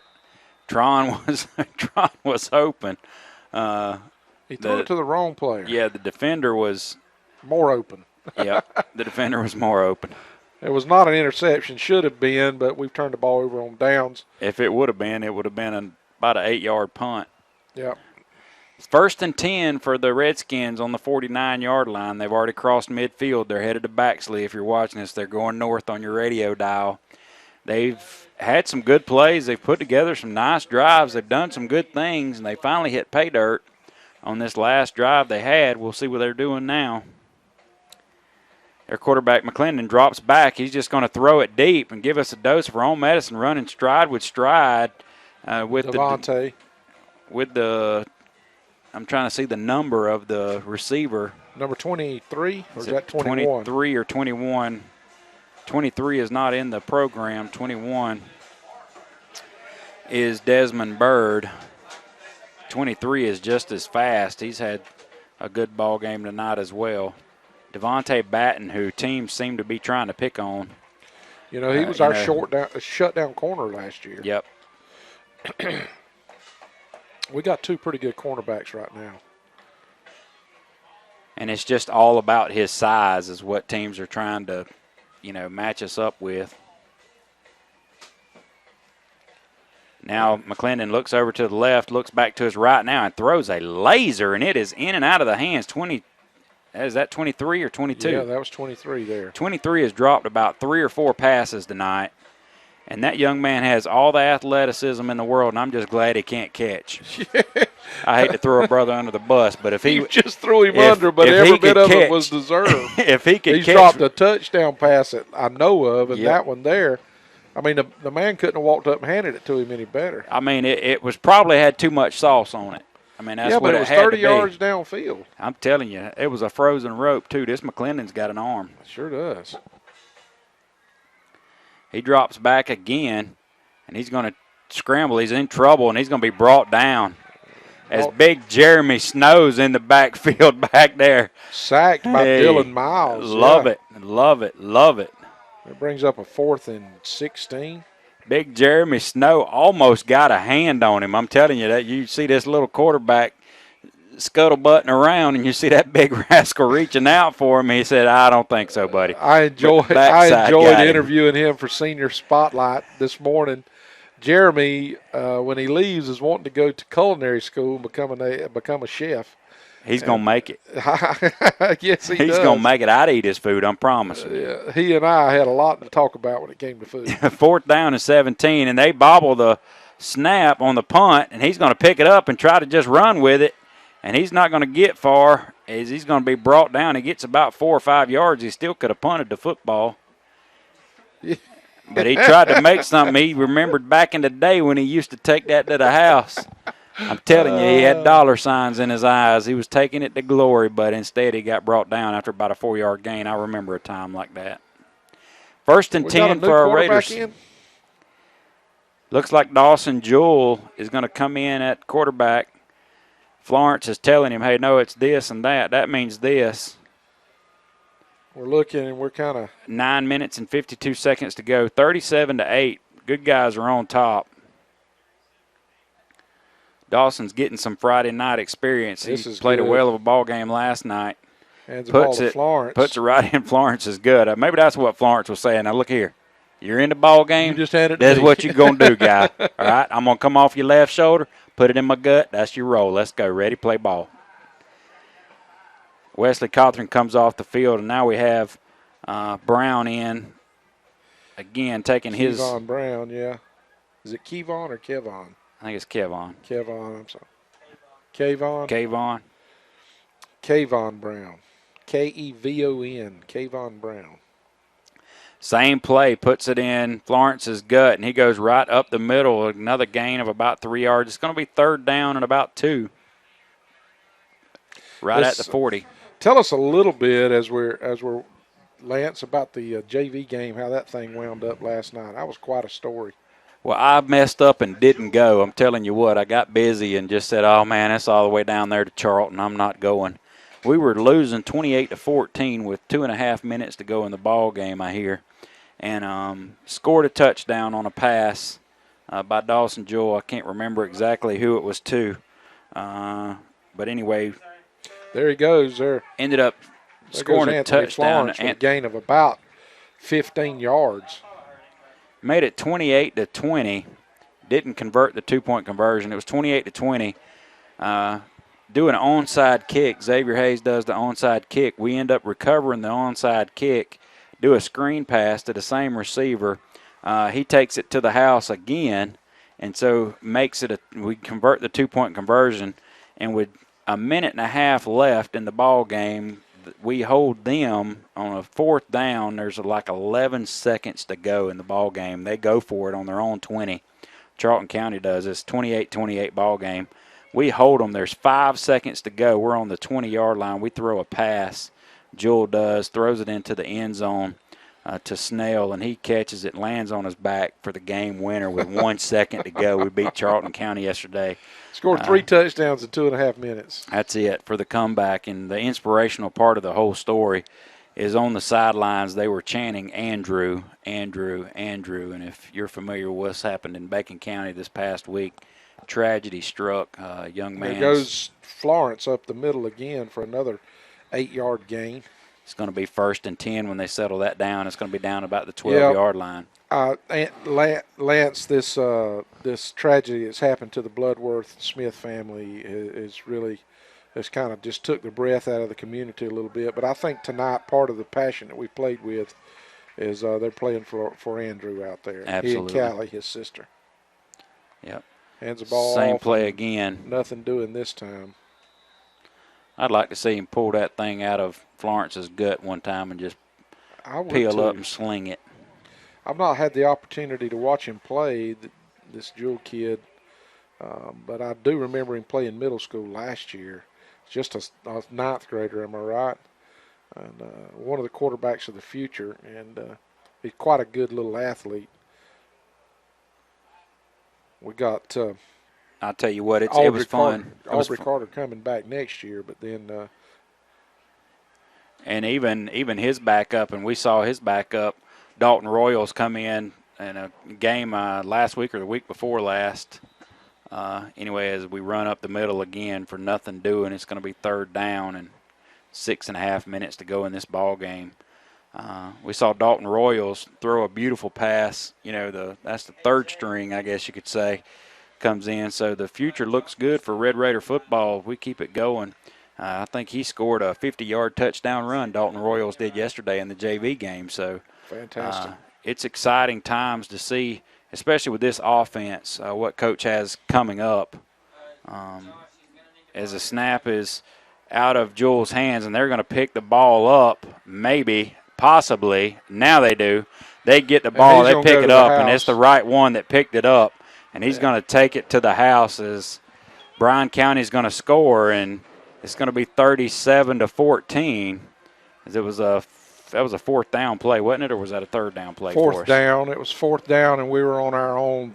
The snap was a little off to the right, went through Jewel's hands a little bit. He went to get it. It was catchable, but then it began to get batted around, and next thing you know, it's going the other way.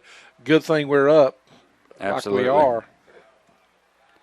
And when you spread everything out like the way we do, when you have one little deal like that and you've got everybody rushing back there, you know, all there were white jerseys on that side of the ball. Evidently we were setting some screen pass up or something to try to do something down there. They're calling. What are they calling? I don't even see the flag, but the white hat's out in the middle of the field is calling something. He's talking with their coach. I see it on the sideline over And that there. might be another sideline warning kind of deal. They've already had one warning, so. I finally found the flag. It's on about the 34-yard line. I saw a clip, I think. Did you really? No, I didn't, but I'd love to see one. But too bad it's not going to happen. White hat says touchdown, but evidently this is going to be a post-possession kind of deal. It's going to be a sideline warning against them on the kickoff. One of the side judges probably was running down the field and running to one of their players standing on the sideline, and that's where the warning comes in. Which happened during the play. I'm telling you, they should bring that junk back. 37-14, 6 minutes to go in this ball game. Now let's take care of business here. You hear me, Rev? It ain't over yet. No, it's not. We've been on the other side of some of this junk. Especially since you just told me how you can score 24 or 21 unanswered points. That's right. In 2.5 minutes. The moon's come up now, so we're done with all that blood moon stuff. So let's just go ahead and finish this game off. As they're set to kick the extra point, this is number 82 for the Redskins, Christian Thomas, sophomore.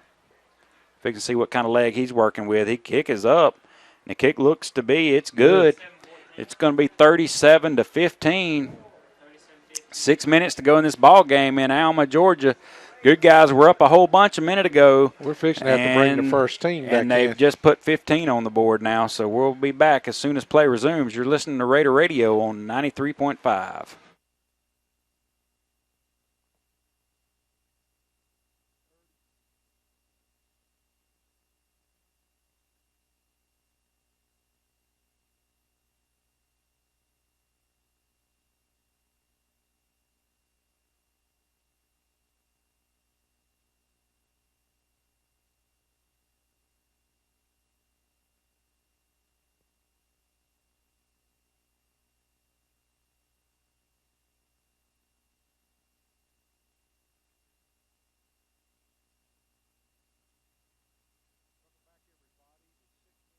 Seconds left in the fourth quarter. Our Bacon County Red Raiders are leading the Bryan County Redskins 37-15. It's been a night of total domination for the Red Raiders right on up until about the last 3 or 4 minutes.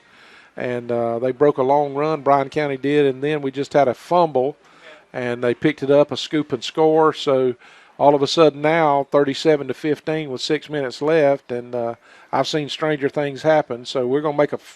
And we're going to get a 15-yarder right there. 15-yarder, yep. So we had a fair catch. It was a pooch punt type kick. I don't know that he was trying to pooch kick it. It was just a little high, short kick, and our guy came up on the 43-yard line, fair catch it, caught it, didn't move or anything, and then was hit by a Redskin defender. And the defender just came over and slapped our guy on the helmet saying, my bad. Just didn't see it. He just not used to playing kickoff kickoff coverage and having to hold up on a fair catch, I promise you. Right, that's right. And that puts us down in Redskin territory. What are we on the 44-yard line? And we have Drell Green back in at quarterback. We put the number 1 back out there. Yeah, we said enough of this. Let's stop this bleeding a little bit. Right.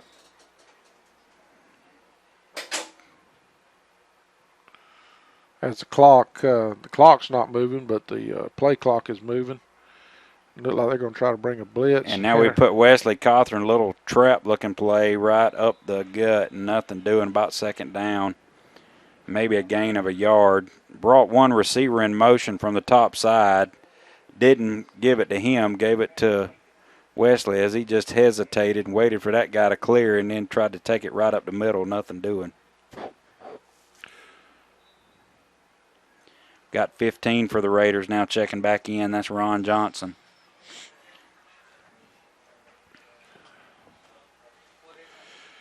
You got Tron and Big Man out here wide. Boy, I'd like to see Big Man streak one time. I've been wanting to see it the whole night. Demetrius in motion goes back up to the top. Drill's rolling out to his right.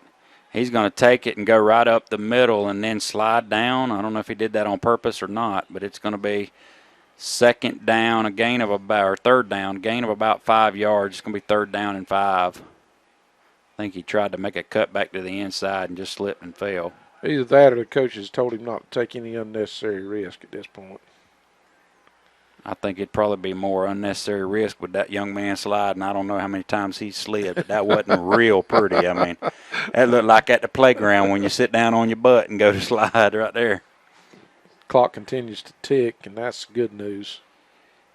4.5 minutes remain in this ball game as now he rolls out to his left. He's got a man wide open, Demetrius, and Demetrius didn't adjust to the ball.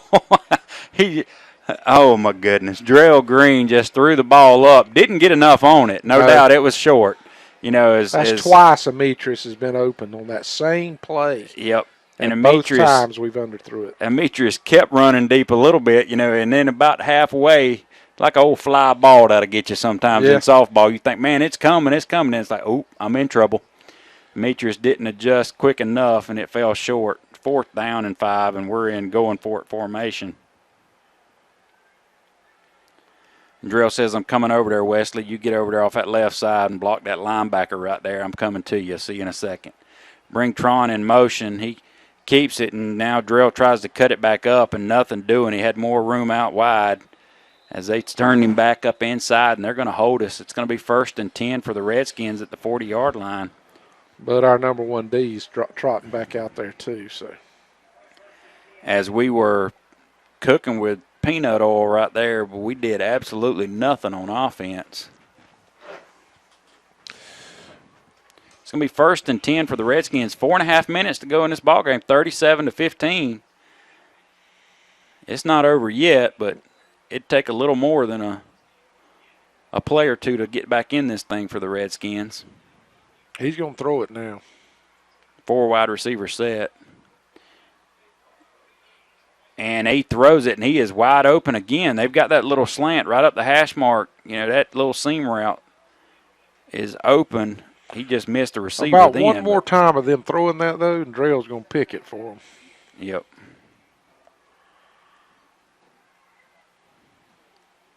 Pass goes incomplete. It's about 15, 20 yards down the field. The receiver was in that soft part of the zone. Drell's just playing 1 deep. He's just back deep. We've got 3 on the line of scrimmage and 3 right behind them. Almost in a 3-3-5. And now it's off the hands of 23 again. Good hands, feet. And it's going to be third down. Third down and 10 as they did a little slant pass with 23 about 8 yards deep on that one. And quarterback, again, and I know this is what some of it is. I mean, when that quarterback throws that ball, I'm telling you, that was probably thrown a little too hard right there. It was a dart from from Nolan Ryan there at 8 yards. McClendon here now throws a beautiful pass. It is beautiful in the sense that it was almost picked off. You see the whole time our defender was right with the receiver. That was Demetrius, isn't it? Demetrius almost had his second pick of the day. What in the world was Demetrius doing lined up on a wide guy? He's a linebacker. Well, it looked like he was doing the job to me. Yeah, he had him covered. They may put a running back out there. You know what I mean? It all depends on who they're putting out there. He had him covered like the proverbial blanket. I think they may have been trying one of those little crossing where the running. I don't even know who has the ball. I don't even know what happened. We slipped down. Number 23 I'll tell you what called it. Did happen. 23's got the ball, and he just about had it ripped from him from Devontae Batten. He just went to the sticks and stopped for the first down. And they threw it right to him? Threw it right to him. It happened all right in the middle of my press box, right here in the middle of my little pole is in the way here. I missed it. Well, he went to the stick to get the first down and stuck his heel in the dirt and turned around, and the ball was there for him. And then our defensive back, which was Ignacio Washington, big man, McClendon is making them work. I'm telling you, he's got them lined up here again. Clock goes just under 4 minutes, 1st and 10. And that was a high pass, and it goes through the defender's hand or the receiver's hands and the defender's hands. Devontae Batten just looked up, and now he's going to do some push-ups saying, man, come on, Devontae. That's what I was saying. Come on. That's what I was saying. Because if he'd have hit it, if he'd have caught it. Yep, he'd have been Gandhi. Yep. That stops the clock, 3 minutes, 52 seconds, 37-15. It's ending ugly here. We thought we were going to get home early tonight. Instead, Bryan County's trying to make a comeback here of it. Turned something out of nothing here. They're about to throw a pick. I'm calling it. Yeah, they flirted with it the last couple times here. There goes about Jay. To get sacked. Jay's going to hit him hard from behind as he just turned the corner right then. And he's tired of that. Yeah, and that is textbook pass rush right there. He set the edge. He sure did. Jacked that guy with his left arm and then just took an angle at the quarterback directly. It was beautiful. That looked like one of the plays you see in the pros right That's there. That's it. Third down and loss of about 8. Third down or 7. Third down 17. Quarterback back to pass again. Throws a little running back screen pass out here that nobody else is out there blocking. A little flare pass, I guess, more like. And what is he, 5'3"? I don't know, but he looked like when he caught that thing, there was nobody around him. It looked like he was just rolling out there. You know what I mean? It was like, he's gone. He's going. But he wasn't 4th and 5. Really going everywhere, but it was 4th down and 5. Great-looking play. Nobody was even around the running back as he came out the backfield. That's number 2, Marcus Johnson. He stays in the block. Jay Jackson just about had the quarterback. He's going to scramble. The quarterback's going to scramble and run out of bounds. Man, that was a good spot. On 4th down. Oh, it was. That was a good spot. Oh, that was a 1.5-yard spot right there. Sure was. Oh, man, Come I was just on, fixing Mr. to say run out of bounds, a yard short. Yeah, that was a good spot. Man. Maybe he held the ball out. Maybe he held the ball out. I didn't see. I just saw him run out of the bounds just shy of the 30-yard line, and the umpire goes up and marks it just over the 30-yard line for the first down. Yeah.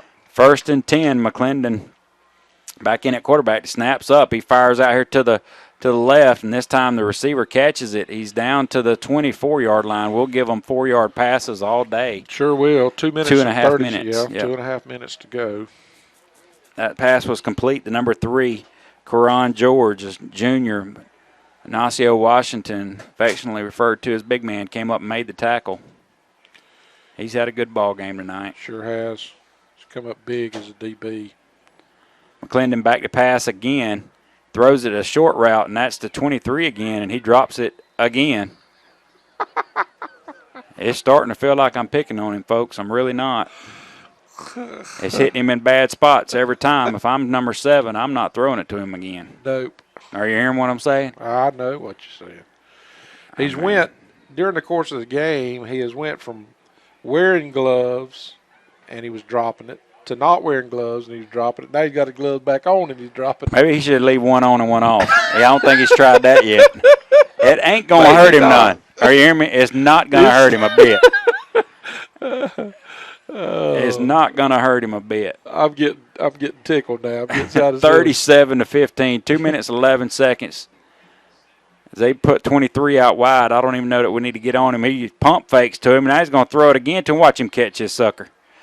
One-handed. He did a one-handed catch with a man on him, and he scores a touchdown, folks. That's what I get for running my trap. Great play by number 23. I wonder. We don't even have a number. All night I've been looking at this program trying to get this man's name, and he had a great play there. I wonder if that was the hand with the glove or the hand without the glove.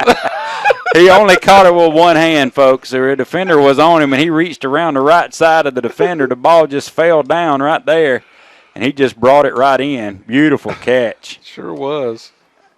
As they get the extra point now, and the kick is up, and the kick is good. And hold on just a minute here. It's 37-22. 2 minutes and 4 seconds to go. Coach is not going to be happy with the way we're finishing this ball game. He is not. You're listening to Raider Radio on 93.5, The Eagle.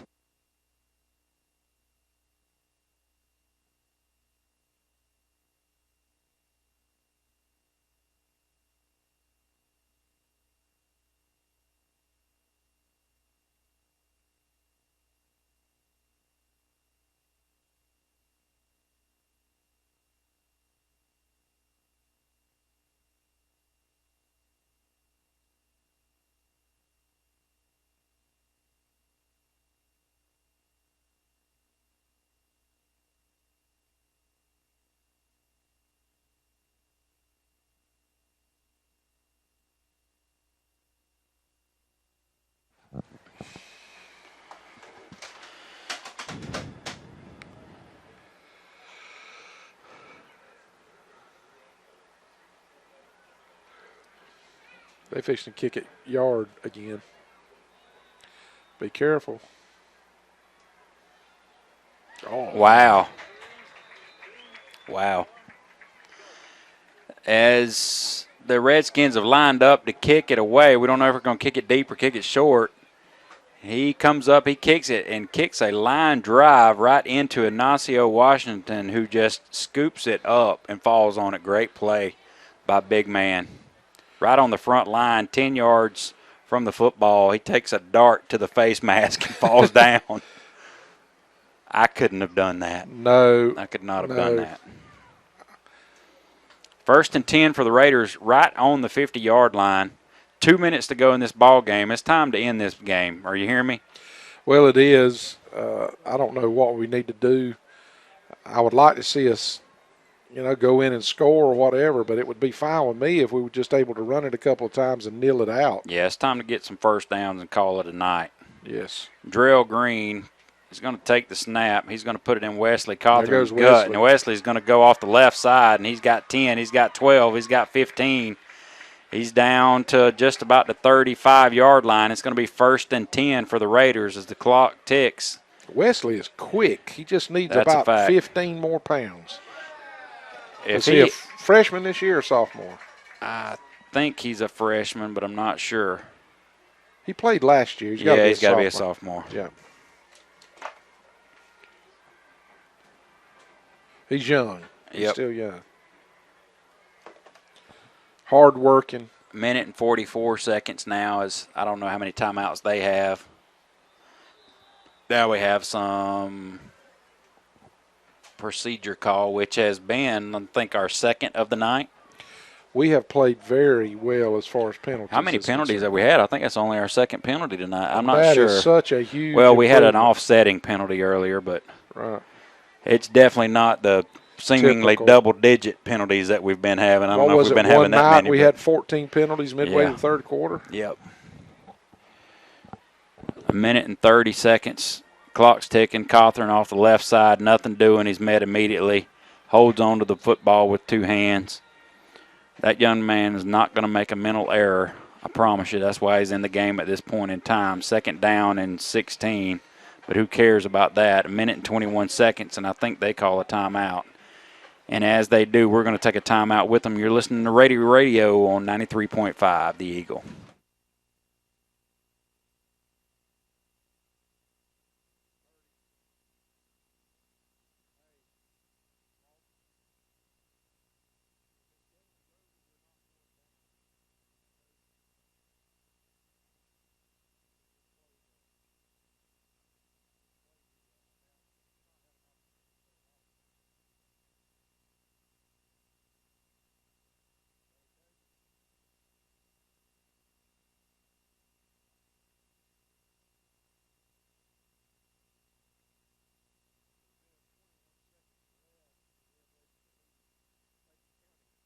Redskins, or Bryan County Redskins, I'm sorry, by the score of 37-22, and they've just called a timeout. Bryan County has, and as our offense runs back on the field, we've got 2nd and about 15, a long 15, and I don't know what the situation is as far as their timeouts is concerned, but it's going to be close to us running this clock out. Yeah. Definitely, if we convert a 1st down, it's over, but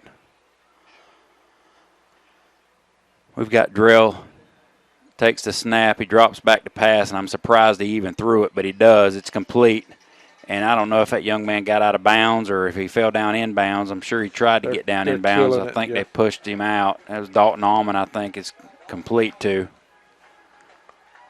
He's up to about the 30-yard line. 3rd and 5, 3rd and 6. And the clock stops.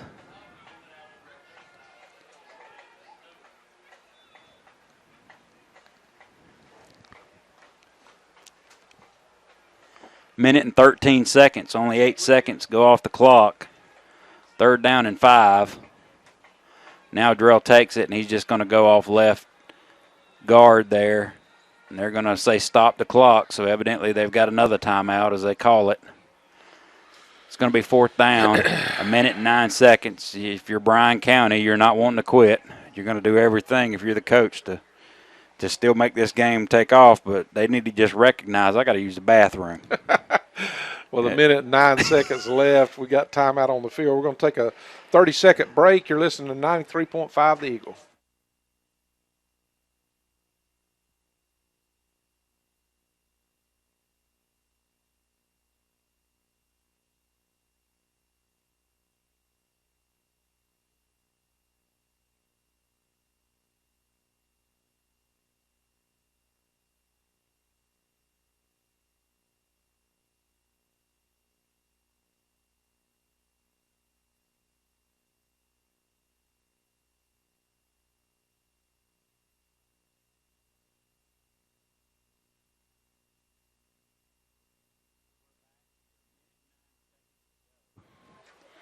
We have not finished well. We had this thing 37-0. It was looking real good. It's 37-22. 4th down. We're trying to make them jump. They do, but they stay on their side, evidently. And now we take the snap. We throw the ball, and now there's going to be a flag down. I don't know if that's on us. It is. We got going early. 1 minute and 7 seconds now. Bring a new ball in. 4th down. 4th down and about 11. 4th down, no, and 10. 4th and 10, so it wasn't. With 1 minute and 7 seconds left. And let's see what we do here. I know we're gonna go for the 1st down because that kind of seals the game, but I don't know if we're going to try to run it. We're going to try to run it and run the clock, or if we're going to try to throw it to get the 1st down. I don't know which one we're going to do. Middle of the field is wide open. Drell's going to take the snap. He's going to drop back and just lay it up for, I don't know if that's big man. And he's going to come down with a catch, and he's going to score a touchdown. We knew it was just Great a matter play. of time. He took the inside position there as Drell just threw the ball up for somebody to make a play. They were running side by side, and Ignacio just came back for the football, adjusted to it, brought it down, fell in the end zone. Beautiful. Absolutely beautiful, and Devontae is as good as anybody that I've seen in high school football, and that's quite a compliment, being able to adjust Sure while the is. ball is in the air. He does it so well, so well. 43, the extra point coming. We line up in this crazy formation. Looks like we're going to come over to kick it. 43-22, 57 seconds to go in this ball game. I was saying Devontae, I meant Ignacio Washington, big man. He's the one that made the catch.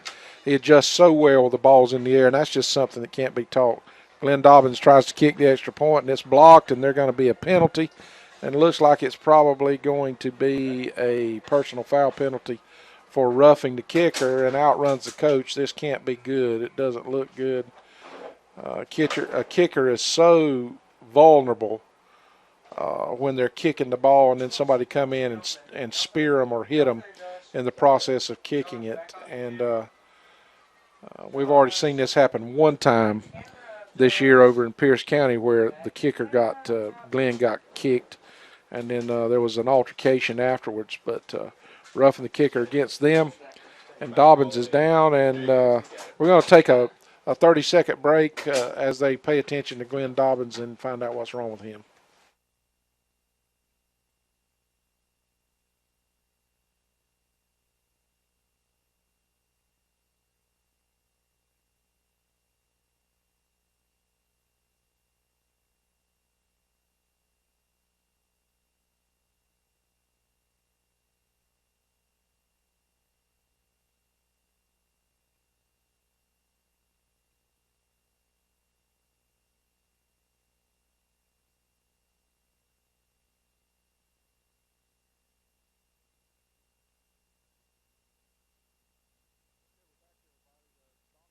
And coaches are still huddled around Glenn and looking at him. It does look like he's sat up. They help him up, and he's going to run off the field. Maybe more just scared than it was actually hurt. But he took quite a lick, and we get a roughing the kicker penalty. That's going to be assessed on the kickoff. And with 58 seconds left, your Beacon County Red Raiders are leading the Bryan County Redskins 43-22. We're going to take a 30-second timeout. You're listening to 93.5 The Eagle.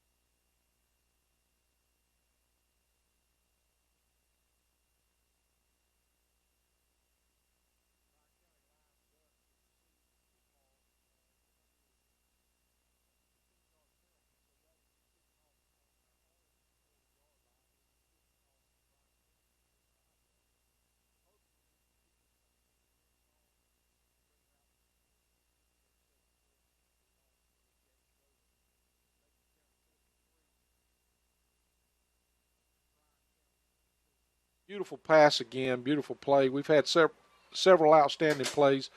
The first quarter was a story of Jacob Carver. The second quarter was a story of Drell Green as those two took over the game. And then at the end of the first half, we kicked a field goal to make it 31-0 at halftime. We come back and we scored again, and to make the score 37-31. There goes their number 23.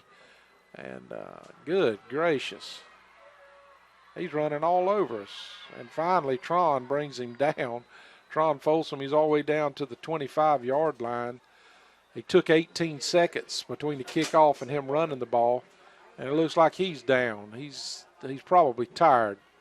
Their number 23. I'm sorry we've not been able to give him a name, but his name, number 23, does not appear in the bulletin or the program, so we're not sure here who it is. And now we've got another Red Raider that's down on the field. Looks like he's laying face down. So we're going to take a timeout, 93.5 the Eagle.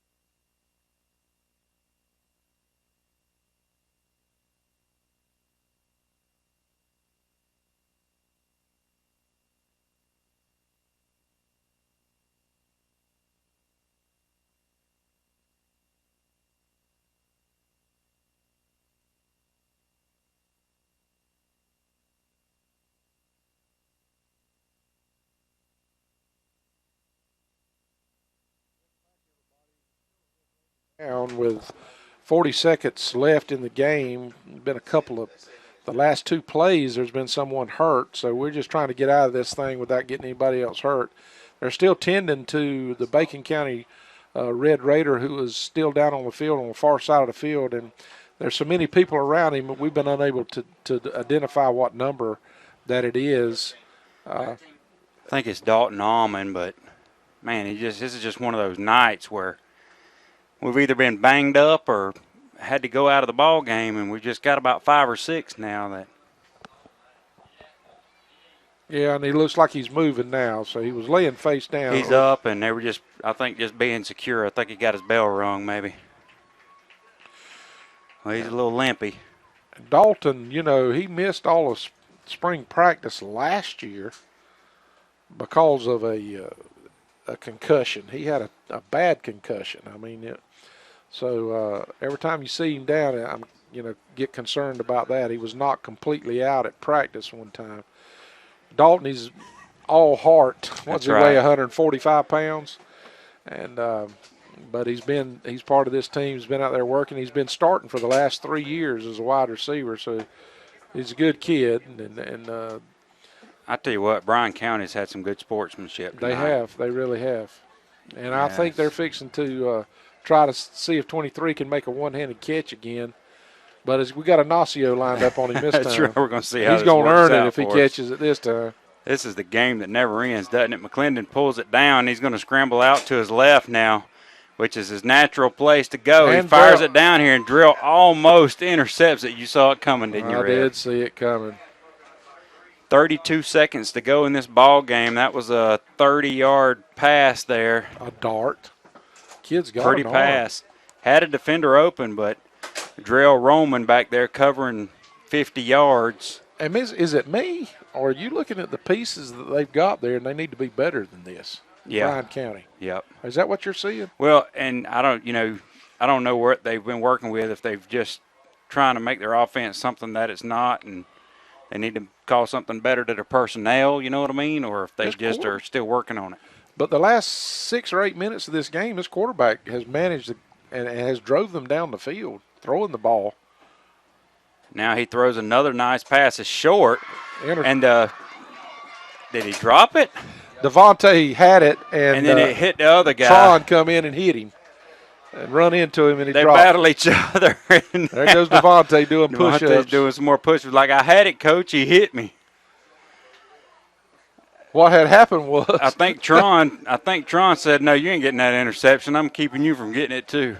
26 seconds left in the fourth quarter. I tell you what the receiver didn't do right then. He didn't help his quarterback out at all. He tired. He just ran and he didn't do anything. The defender adjusted to the ball. We got a 3rd and 10 on our own 25-yard line. 26 seconds to go in this ball game that never ends. High snap over the quarterback's head. He's going to try to pick it up. Now he's just going to fall on it. It's going to be way back to the 43-yard line. It's going to be the clock running is mainly what it's going to be, 17-16, and that might end this ball game, 14-13. 11, 10 seconds, 9, 8. It's going to be 4th down, so this will be the last play if they get it off. Quarterback's back. He's scrambling for his life. He spins out of one tackle, throws it off his back foot straight up in the air, and it's going to fall down to nothing as we bat it down. And that's going to be the end of the game, 43-22. I'm tired of seeing our guys walk away, walking wounded a little bit here and there. We're still come out of a bye week, healthy as we've been probably all year, and now we come out of this game. Go right back to the injury. With a lot of injuries. Got Jeff Davis next week right here at the Raider Stadium, and so it's 43-22. Rev, I feel good about it. I did. I felt like our team came out, and with the exception of the last 7 or 8 minutes of the game, we played a complete game. And hats off to the coaching staff, had our team ready. Absolutely. And we executed. We had very few penalties. We done the things that we needed to do to win the game. We were very, very fast in the beginning. Before you blinked, we were up 14-0. Second quarter was dominated by Drell Green. It was a Drell Green show. We had us 28-0, and then we drove down with just a few minutes, or about a minute and a half left. Drove down the field and kicked a field goal, 31-0 at halftime. Came out and scored quick to make it 37-0. And then we began to play some of our other players, and eventually that wound up hurting us. It cost us a couple of touchdowns. Yeah. As they scored late, and then we had a fumble, a quarterback that dropped the ball. It was kind of a poor snap, but dropped the ball. They picked it up and carried it the distance, and then on a great, outstanding catch by their number 23, one-handed catch in the end zone, they scored a late touchdown. But I think we were more dominant than the score indicated, the 43-22, right, which is pretty dominant. But really, we dominated the game from the beginning to the end. I think they just totally gave the ice bucket to Coach Wilson, who is the son of the head coach of Bryan County there. And they kind of gave him a little extra sauce there for the occasion. I give my hats off to this Bryan County team as well. You know, they had every reason to lay down and every reason to quit. They just kept coming. And they didn't. They kept fighting. Well, there you have it. This is Travis Peavy along with Lance Wade. We enjoy coming to you each week with Raider Radio. And join us next week as we take on Jeff Davis, our cross-county rivals. Hazelhurst will be coming in here. There'll be a big stadium. They got beat tonight by Benedictine, but everybody else is getting beat by Benedictine. That's right. So they're coming in here, and they've got upset on their mind. What will they be, 5-2 coming here against us, and we're 3-3? Is that the way it's going to be? I think so. It is, or either 4-2. They're 4-2. So Jeff Davis has got a pretty good football team. They're young, and they have some walking wounded too, but we got to get some folks back. So join us next week at 7 o'clock, and we'll be here with a pregame show, and we'll take you the rest of the way as hopefully our Bacon County Red Raiders can take care of business and put us in real good position as far as the playoff in our region is concerned. God bless and have a great weekend.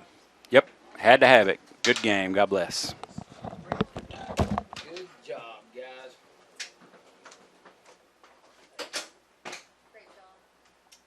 Great job.